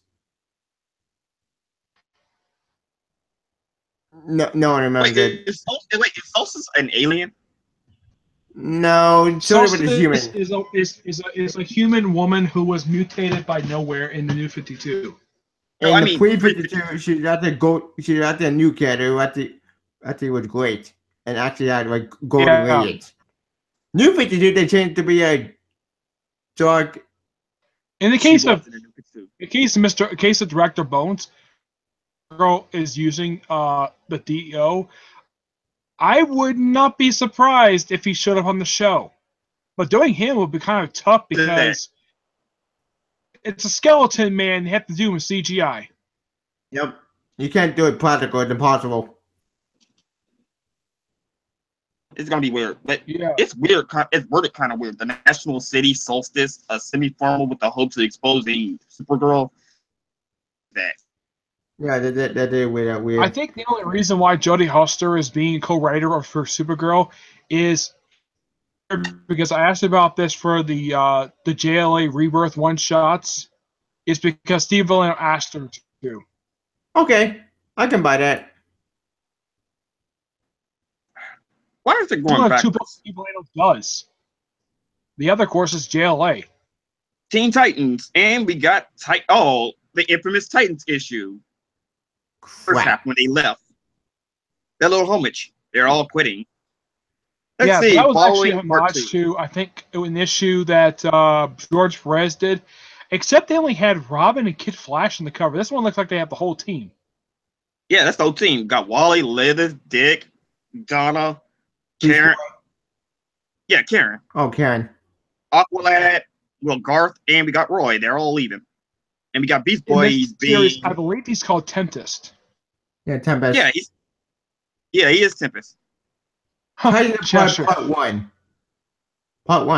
Wait, was he ever Aqualad? Yeah, he was Aqualad. In Titans Hunt, they referenced him being Aqualad. Okay, so when Robin's murder investigation casts suspicion on Beast Boy's new employer, Neverland, Beast Boy finds himself the odd man out of the Teen Titans, caught between his best friends and his new purpose in life. Beast Boy sets out to prove that Neverland is completely above board, but what happens when he finds the lead Beast Boy down the dangerous path. Okay, leads Beast Boy down a dangerous path. Okay. And in Titans Apart Part 1, after the Titans are forced into a hiatus by the Justice League, Roy Harper, aka Arsenal, finds himself without a team, but not without a purpose. As he investigates the rise of a dangerous new drug running rampant in the streets of New York City. But Arsenal isn't alone. His ex, Cheshire, they're coming back. Oh, has joined him on a mission. But her motives is all altruistic, as she claims, or darker force at work. Could this hint that maybe? Could this hint that his daughter may be coming back? If that happened, I'll be so happy. I miss Rianne. Rianne died. What could have caused the Titans to go on hiatus? The Justice League. Something that happened. Yeah, but they had to do something. What did they do? And we got Wonder Woman. More on by her brother Jason, who was crazy as hell. Oh yeah, I completely forgot about that. Song finale. And let's see, Wonder Woman fights to break Silver Swan. Oh god, that's an old character. Wait, who? Yeah, I haven't seen her in this run at all. I mean, I think the last one showed up was during Greg Rucka's original run. She's an old Wonder Woman villain that's really old. Oh. Anyway, Silver Swan out for 3 different people who basically have been Silver Swan. I think the first one was created by Jerry Conway. The second was by George Perez, and the third one was George Perez's character by Phil Jimenez. Let's see. Will Wonder Woman be able to get through Marina? Okay, so her Marina and stop all out assault. Will Wonder Woman be able to get through, or will she lose her friend and to the madness of the process? Okay, so we're talking about Cheetah. And let's see, Amazon's attack. Oh god. Wait, what? Amazon's attacked. Like Amazon's attack. Oh god. Dear god, no. Amazon's attack part 1. The gods separated Themyscira from the world for a good reason. It serves as a prison for the god of war. And the most powerful army ever created, it stands guard around him. So what happens when the greatest evil in the universe decides he wants that army for himself? So we're talking about Darkseid? No, I said no, Ares. Ares the god of war. No. I mean, Darkseid is because he said, Ares is being jailed by the Amazons. And they said the most evil person in the universe, which is Darkseid, throughout the multiverse. Oh, man. The fact that Ares is alive. I'm confused because them during Azrael's run, and then all of a sudden the guy gets resurrected during this run. Very weird how he's. Wait, who resurrected him? During whose run? The Finch. Yes, because I know, because they still acknowledge her as the god of war, but since Rebirth, they have never once acknowledged her as god of war anymore. Thank God they got Azrael. Azrael was so stupid and boring. And no, it wasn't. I love all 35 issues. He did a. Yeah, the only thing that I gotta disagree with him doing was turning the Amazons into rapists. Yeah. Oh yes. Yeah, that pissed me lure off. men in, and then they throw their sons away, and they give them to Hephaestus. Yeah, that's the one. That's the one thing you can say about it. I felt like the run kind of dragged. It felt like it was going at a snail's pace. He had a great story. It was a great story overall. All 35 issues led up to this one big moment. But then Athena left.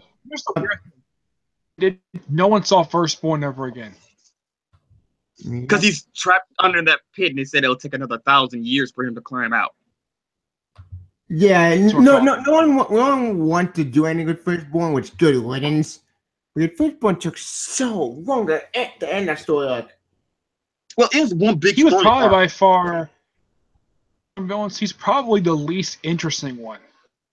Yeah, he was because all he was just pissed off at Zeus. But all over it, he reimagined the gods, and I like how he gave them all a modern take. And showed that no, they're not humans. They look like these creatures, like angels from the biblical Bible. Yeah, and I have no idea why that Azeroth thought was a good idea.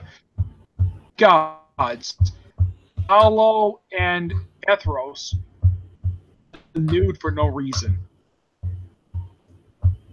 Apollo wasn't really mostly nude. He had a suit. He had that freaking black suit, that clean ass black suit he used to wear before he got axed off.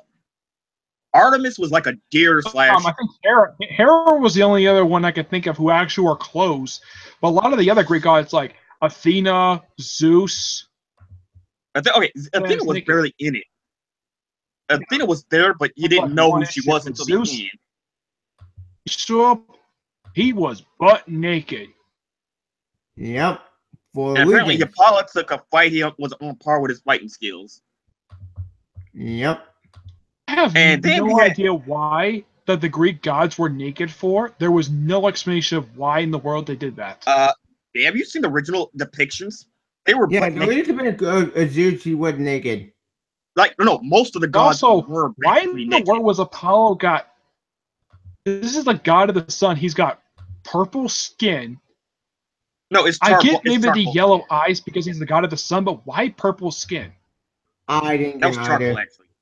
That was charcoal. Yeah, that's charcoal, actually. Okay. And it's like something to do with this actual. Bizarre. Oh, okay. Hades was like a little boy with a deep, scary voice.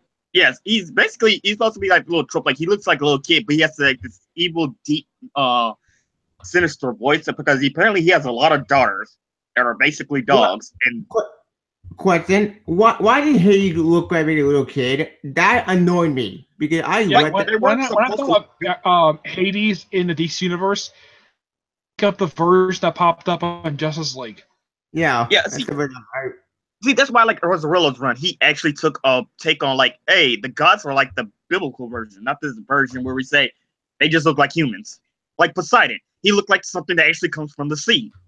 Yeah, and when Ares showed up during Mary the Finch's run, I think it was David Finch did this. David Finch gave him the George Perez blue armor look. Yes, the iconic blue armor.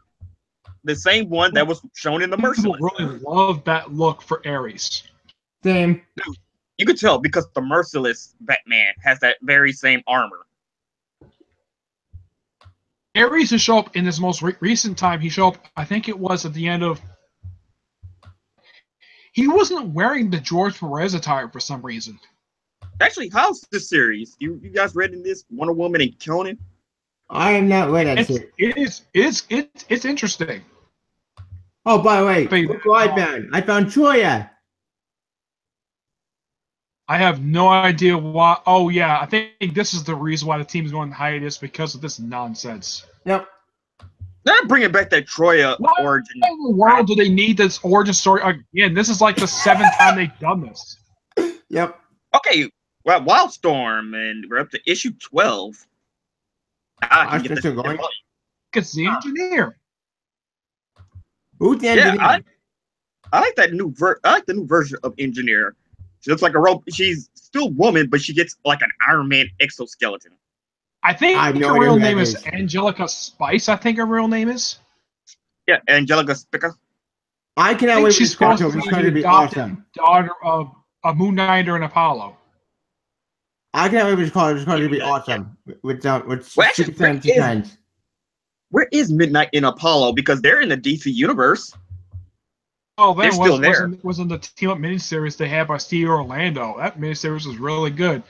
And here's the thing: in that series, crap out of Necron. Yep. Oh, and it's the extra state was Snugglepuss. I did hear about it. Yeah, and I say like whoever Mark Russell, I guess they decided to make him gay. Like they outed and say he's actually gay in this series. Huh. Okay, I don't know who that is. I don't read the series, so I felt lost. He's a Hanna-Barbera cartoon character. Oh. Like Dusty and Muttley from the Wacky Racers. That's still going? Garth Ennis writes this. Why does Garth Ennis write Dusty and Muttley? You mean why Wacky Racers? Wouldn't Wacky Racers a Mad Max parody? Because I thought it was really interesting, but that it was a miniseries for it just abruptly ended. I didn't think it was a terrible series. It was fun. I don't think people liked how he was treating the Hanna-Barbera characters. Yeah, it just felt way too weird and dark. I remember who was the First of all, the Garth woman who Ennis dressed in pink? hates. Yeah. The Oh, main you're talking character? about Penelope Pitstop. Yeah, Penelope Pitstop. That's the most interesting character of the whole series. Yeah, well, she was one of the main characters in the Wacky Raceland actual cartoon. I never But watched the the thing is, cartoon. the problem with Garth Ennis is he really doesn't like superhero comics outside of Superman. He's the only person he actually likes. Yeah, he hates superhero I heard comics. something that also Warren Ellis kind of has the same thinking, and yeah, he did. Yeah, he did Punisher and Moon Knight. What Yeah, about but the thing is, Garth anti-heroes? Ennis.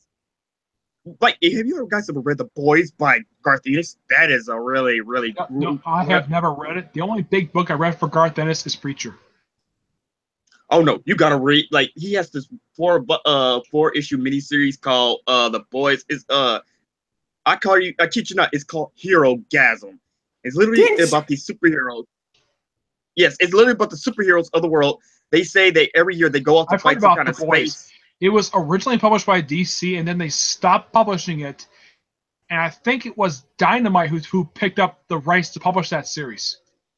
Yes, Dynamite did. Superman made a cameo in The Boys? I forget. Like, no, there's a parody because like they have this team. It's basically the Justice League, but it's a parody of it. But anyway, there's this 4-issue miniseries called Hero Gasm, where the heroes of the world, they say every year they go out to space to fight this alien threat. But in reality, they go out to the secluded island to have sex. What? The government literally supplied them with drugs and hookers, and all What the the superheroes, hell? male and female, just having like this has this one female. She's like a She-Hulk, and you get a group of dudes lining up just to have sex with her. What the hell is that series? What the? And Garth Ennis, like I said, Garth Ennis. Yeah, it's so What is bizarre. weird? It's Garth Ennis. Yeah, That's all I he's gotta one of say. the most bizarre writers in the industry. This guy had a run for Hellblazer, and I heard this run for Hellblazer was so bizarre. Was it good or was it Is he a bad? bizarre? Oh yes, Future Quest. the best book out of Hanna-Barbera. I got. It's going to be every 6 issues. It's an arc focused on different characters. Currently, I think it's focused on Space Ghost. Next, it's going to focus on, well, Brad Parker doing that next issue, somebody else. Yeah, because this one's on Birdman. Yep. And one of his actual villains. Also, wait, who? Yeah, Jim Palmiotti is writing the new Jetsons. And get this, apparently George Jetson's mother was dying, so she downloaded her mind into the Rosie robot. And she's Rosie now. What? She's Rosie the robot. Yes. And His mother's is robot maid. That is weird.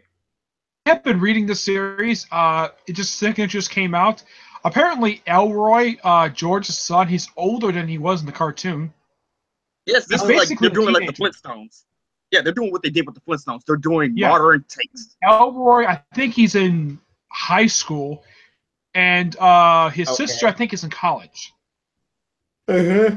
Yeah, and apparently his son is is weird because Jane leads and I think she used to be something secret agent or something. It's weird. Like I said, all the Hanna-Barbera titles, they're fun but weird. Like, they're giving them modern basically take. one boy, you know, it's just Like a one. continuation of the cartoon, but it looks like it took place like several years after the cartoon ended. It's like they took place.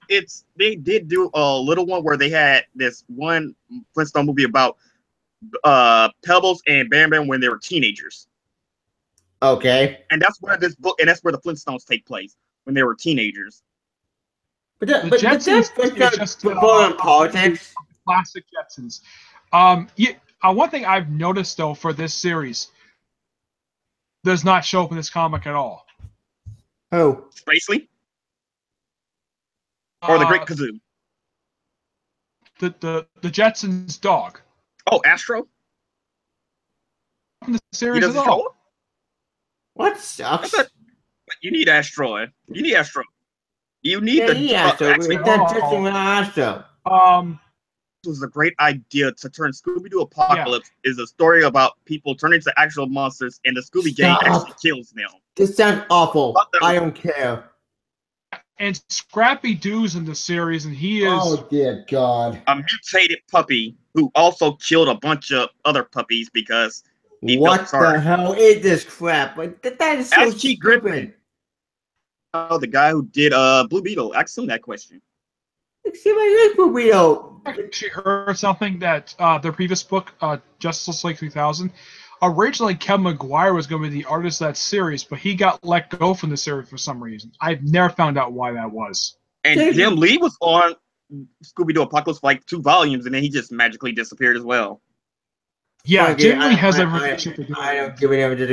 I don't give a damn Scooby-Doo Apocalypse. It just sounds Series so because stupid. I'm a fan of Scooby-Doo, and I am also a fan of the writers. Basically, the only reasons why I read Scooby Apocalypse is because of the writers, and I like Scooby-Doo. I like Scooby-Doo, but I don't like it like this. That's so stupid. Apparently, Secret Squirrel is also in here. Secret what? Basically, it's Or- and there's the Scooby-Doo team-ups, which is basically for like 8 issues. They teamed up with different DC heroes like the Spectre, Batman, Superman. I've read a few issues of that Stranger. series. That series is fun, really fun to read. The first issue, they team up with Batman and Robin to take on the Scarecrow. Nice. And then the Scooby-Doo, Where Are You? The actual cartoon show. Yeah, I have never read that comic. I didn't know at the comic period. But Yogi Bear, I like to see a modern take on them. Like No. what's it? I No, don't. Top Cat. I don't. That's the one. Yeah, Amazing. Top Cat. I haven't had a good idea. Let's skip that. Let's see. Didn't All-Star have to go Batman. bullshit. Waiting for the trade for the first ally to come out. One thing I've noticed though for All-Star Batman, it's like the original printing of those trades is like 25, 30 bucks. Yes, And it then is. like the paperback is like regular cover price. Let's see. What about Volume 3? Summer of Lies for Batgirl. I don't read Batgirl. Try reading it. That is I only reviewed the first trade on my channel. I have not reviewed the second trade yet. Oh, crap. It's just about her and Dick and about their romance, and I don't like that. Oh yeah. That's a weather story. That's pretty good. It's Dark Knight's Metal. Dark Days. Everything that leads to metal. Yeah, the 2 one-shots. I'm gonna go wait till the trade comes out or till Metal finishes so we could binge all. Let's see. Let's see what's coming out in Flash. March. We got Negative Flash. Out of time. Oh yeah, that's the last issue of Sam Humphrey's story. And then we got Inspiration Game from Tim Silly. Hellblazer. And just to see how Tim Silly does on Hellblazer. Yep. Hopefully it's good. It's coming out. Let's see. We got Justice League Volume 3. Super Sense. I want that book. Wait, hang on a second. It comes out in March 7th. I own the first 2 trades for Justice League America, and Me too. Today about the first arc, I actually enjoyed the first arc of Justice League America, and I've enjoyed every single issue so far. I enjoyed Super Sons because they act like actual kids. I love Super Saiyan. It's so adorable, so perfect, and it's one of the best books on my DC web. Like I like love the Super romance Saiyan. they got. No, Yes, for I this love. series that Jason does not do the artwork for this series. It's Jorge Jimenez. Yeah, Patrick Gleason doesn't do it. It's still good.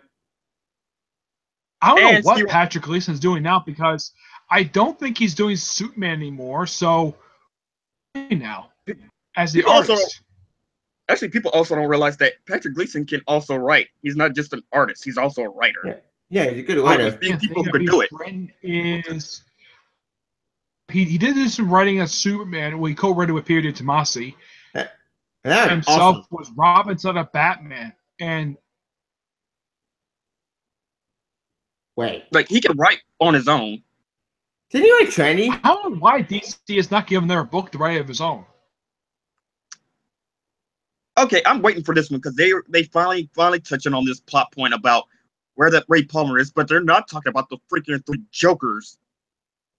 Oh yeah, the Joker plot. That's still never good. That never- Who was because supposed yet to be doing that? I thought it was going to be Tom King in them because they said they were supposed to be touching on it, and not Scott Snyder. I thought it was going to resolve in Doomsday Clock. Somebody has to resolve it. Let's see, The Legend of Aquaman, and we got Batgirl with Stephanie Brown's Batgirl. Yeah, Yay. I reviewed the first trade of that. Yeah, that series is really good. Why did it that end? series got second printing? Well, okay, so she goes to Gotham University. Question: Why did that That series trade get is the canceled? last one they were released for that run because that run only lasted for 24 issues. The Cassandra Cain run is not even finished collecting yet at all. Wait, what about Question? Keith Giffen's Aquaman, The Legend of Aquaman? I think that's an anthology book. How's that? That's not an anthology book. That looking at it right there from the solicit, it looks like it contains the third volume of the Aquaman series. Oh, Let's see. We got the Ty Templeton's Batman and Harley Quinn. yeah, that ties in the movie. I have not read that series. And season 6 meets Wonder Woman 77. So we're gonna get a Superman 88. Batman Or Superman 44. was following its kind of Silver Age. Team up series. One team up I would love to see for Batman and DC's partnership with IDW, good relationship with them. Maybe they can do this. 6 teams up with the original Star Trek series. Actually, you know what? That's a little bit cool. I don't get why they can't do a team up. Oh, there go Neil Adams Batman. Batman the War. Dennis Again. O'Neill. Frank Robbins, Dennis O'Neill, and others. Yep. I think it's like the third printing of that book. How much can Let's that see, book really Batman print? Gothic. Oh, Grant Morrison, Batman Gothic. I don't have that It's one. the first major story that Grant Morrison did Batman, but the first story he ever did Batman was a text story from I think it was Batman Annual number 9, I think it was. But this right here was his first major story he ever did Batman. Let's see, we got Batman, New Gotham. Batman, Tale of the I think it's J.H. Williams on the artwork on that one, isn't it? Here's a man by sound more like an anthology book. Yeah, by Chuck Dixon and Bruce Jones. Yeah, I did an anthology book. And there's DC Bombshells, Volume 6, War Story. Let's see, we got Hawk and Dove. And Cook. Yeah, it's the other Don Cook. Yeah, Darn Cook. God rest his soul. That man had such a talented art. Yeah. I love his art. Same. Yeah, and is it just me, or is that he was obsessed with the Silver Age?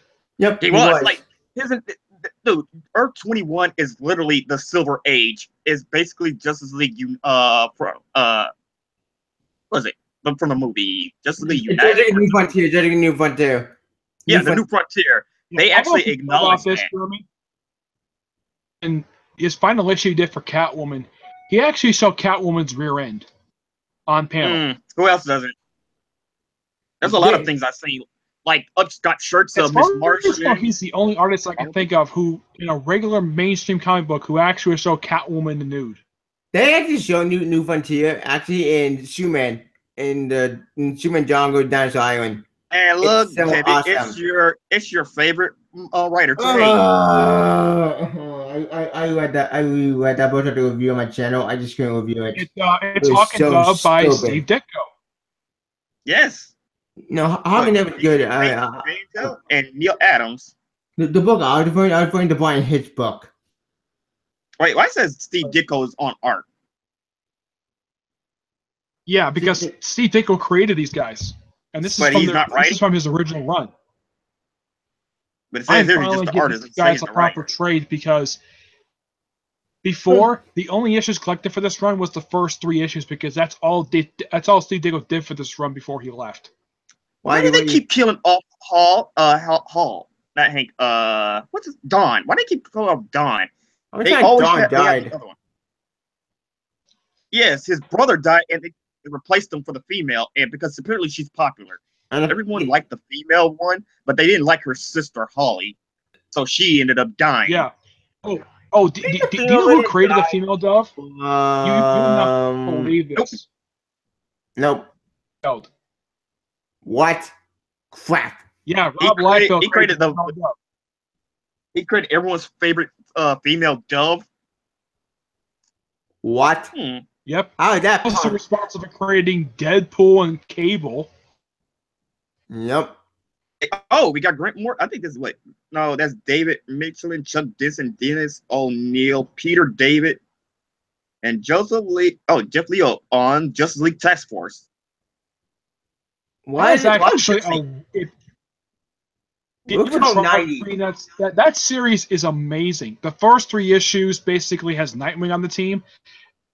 Actually, Nightwing. the team was supposed to be for a one-shot mission. First mission, which turned out really well, basically was told by the UN and of course later on Chris Priest to go over issue 17, like the Ray Gyps to be part of the group. Because you don't see her these days. She's like disappeared. Speaking of the way, I did see that Ray anime series, and it was interesting. It was the origin story. I haven't seen it yet, but I have heard that the guy who plays the Ray on the show also did a live action version of him. Yes, Yeah. okay. I remember Justice League Task Force because it's in my DC encyclopedia. Oh yeah, Yeah, I actually read that series online. That series, the one issue that Peter David did, issue 8, I got him to sign it. That series is amazing, and the article when Christopher Priest was announced as the writer for Justice League, that's one of the series they actually talk about for his previous work for Justice League. Awesome. Yeah. You got the Silver Age of the Legion of Superheroes. Where is the Legion? We By never seen Jerry the Legion. Siegel. Question. I have a They're question. they're still being hinted at because remember, Satin Girl's still in that damn asylum. Yeah. Oh yeah. Also, Jeremy, did you know that for my channel, I did a review series. I did a series of reviews on the first 6 archive books of Legion Superheroes, and I gave all the books 10 out of 10 because they're all classic books. Really? Oh. One of my George Floyd omnibus. Ooh, look, the 3rd volume for George Perez's Wonder Woman. Oh, it's an omnibus book. Yes, I hear people hype this up that it was a great run. $100? I'm not spending that money. Trade series for George Perez. That's I think it's only omnibus. 2 volumes in right now. Rucka's run has got 1 volume left to go. Perez has got 5 books to go. Well, When you get omnibuses like this, yeah, they're going to be expensive because they usually try to get the entire volume collections all in one book. Forgotten Legends. Yeah, Legend of Wonder Woman 1 through 4. Old Woman Spider-Man. Wonder Woman 318, and I think it was Wonder Woman Annual for that book. I see. Old Spider-Man had 1 volume. Okay, so we're getting what's this? Regular stuff for these titles today. Oh, okay, these are just regular old titles. Yeah. Yeah. Next. Deathbed. What the hell, Deathbed? Oh, it's Vertigo. Joshua Williamson's doing it. Yeah, it's Vertigo. Deathbed. There's a movie about that. Oh yeah, they did a movie. I never saw it. It's that movie. I forget. There's a movie about this. Anybody who lies in that bed gets eaten by the bed. What? Okay, I don't. I've seen clips of it. It is really bizarre. Okay, I'll check it. It's Joshua Williams, and I like his writing style, so I'll check it out. Let's see. We got Motherland, Imaginary Friends. All these are Vertigo books. Tim Seeley. Yeah, but Vertigo does produce a lot of great. I have read Imaginary Friends. It's a really interesting series. It's better than this woman basically who can see Imaginary Friends is hired by the FBI to hunt him down. Wait, say it again? In that book, the main character is hired by the FBI to hunt down the imaginary friends. That's basically what the series is about. So she finds these imaginary friends created by children that are really demons or some crap? Yeah. I'm surprised that the premise like this is not an ongoing series. It's a mini-series, basically. Let's see. We got Ex Machina, the complete series. Never read it. Scout. Is Ex Machina a movie? The Sheriff. Oh, yeah. I heard about this by Tom King, the Sheriff of Babylon. 2,000 years. Yeah. It's about something about what's going on in the world. If I can think of, I think that was his first book he did. Or Grayson. I could be about to die. Let's see. Okay, these are all volumes that are already out. Superman 75th. And yep, we're That's pretty it. much at the end, All right. you guys, because this is basically the toys and statues. We can wrap this Yep. up. Okay. And so next time we can do Marvel and look through their catalog. Say, is that That should be interesting. Chris Wood? Mon-El from Supergirl? Yep. Wait, oh, him? No, him. The one Doomsday Clock. Yeah, Oh, the one, the one's in the bottom. This guy down here. That's the actor Yeah, who plays but- Mon-El. yeah, baseball. They don't say his name. Yeah, but that is the actor who plays Mon-El on TV. Oh, okay. Well then, That's we what I can think wrap it this is. up. It looks like him because the beard thing. He looks almost exactly like him. It Kind looks of like reminds the me- actor who plays Mon-El. It looks like a younger version of Chris Hemsworth. But anyway, it's time to wrap this up, you guys. We went through the DC, and we can go through Marvel next time. Something. I know Marvel has some decent books, but until then, you guys can say your outros. Nick, David, when y'all can say your outros. Yeah, okay.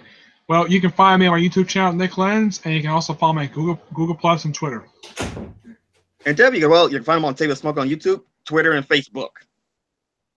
Huh? Oh. Oh, you can say your outro? Wait, you my outro? All right. Yeah. You can follow my YouTube at Touchpoint. You can Instagram, follow me on my Twitter. They can join Geek 101. Oh, you want more? Then you can follow me on Twitch. You have a Twitch account too. You can follow me Geek on Twitch too, and so my next discussion on maybe Marvel. Oh, that depends. Yeah, what Marvel has to offer. But until then, see you guys next time.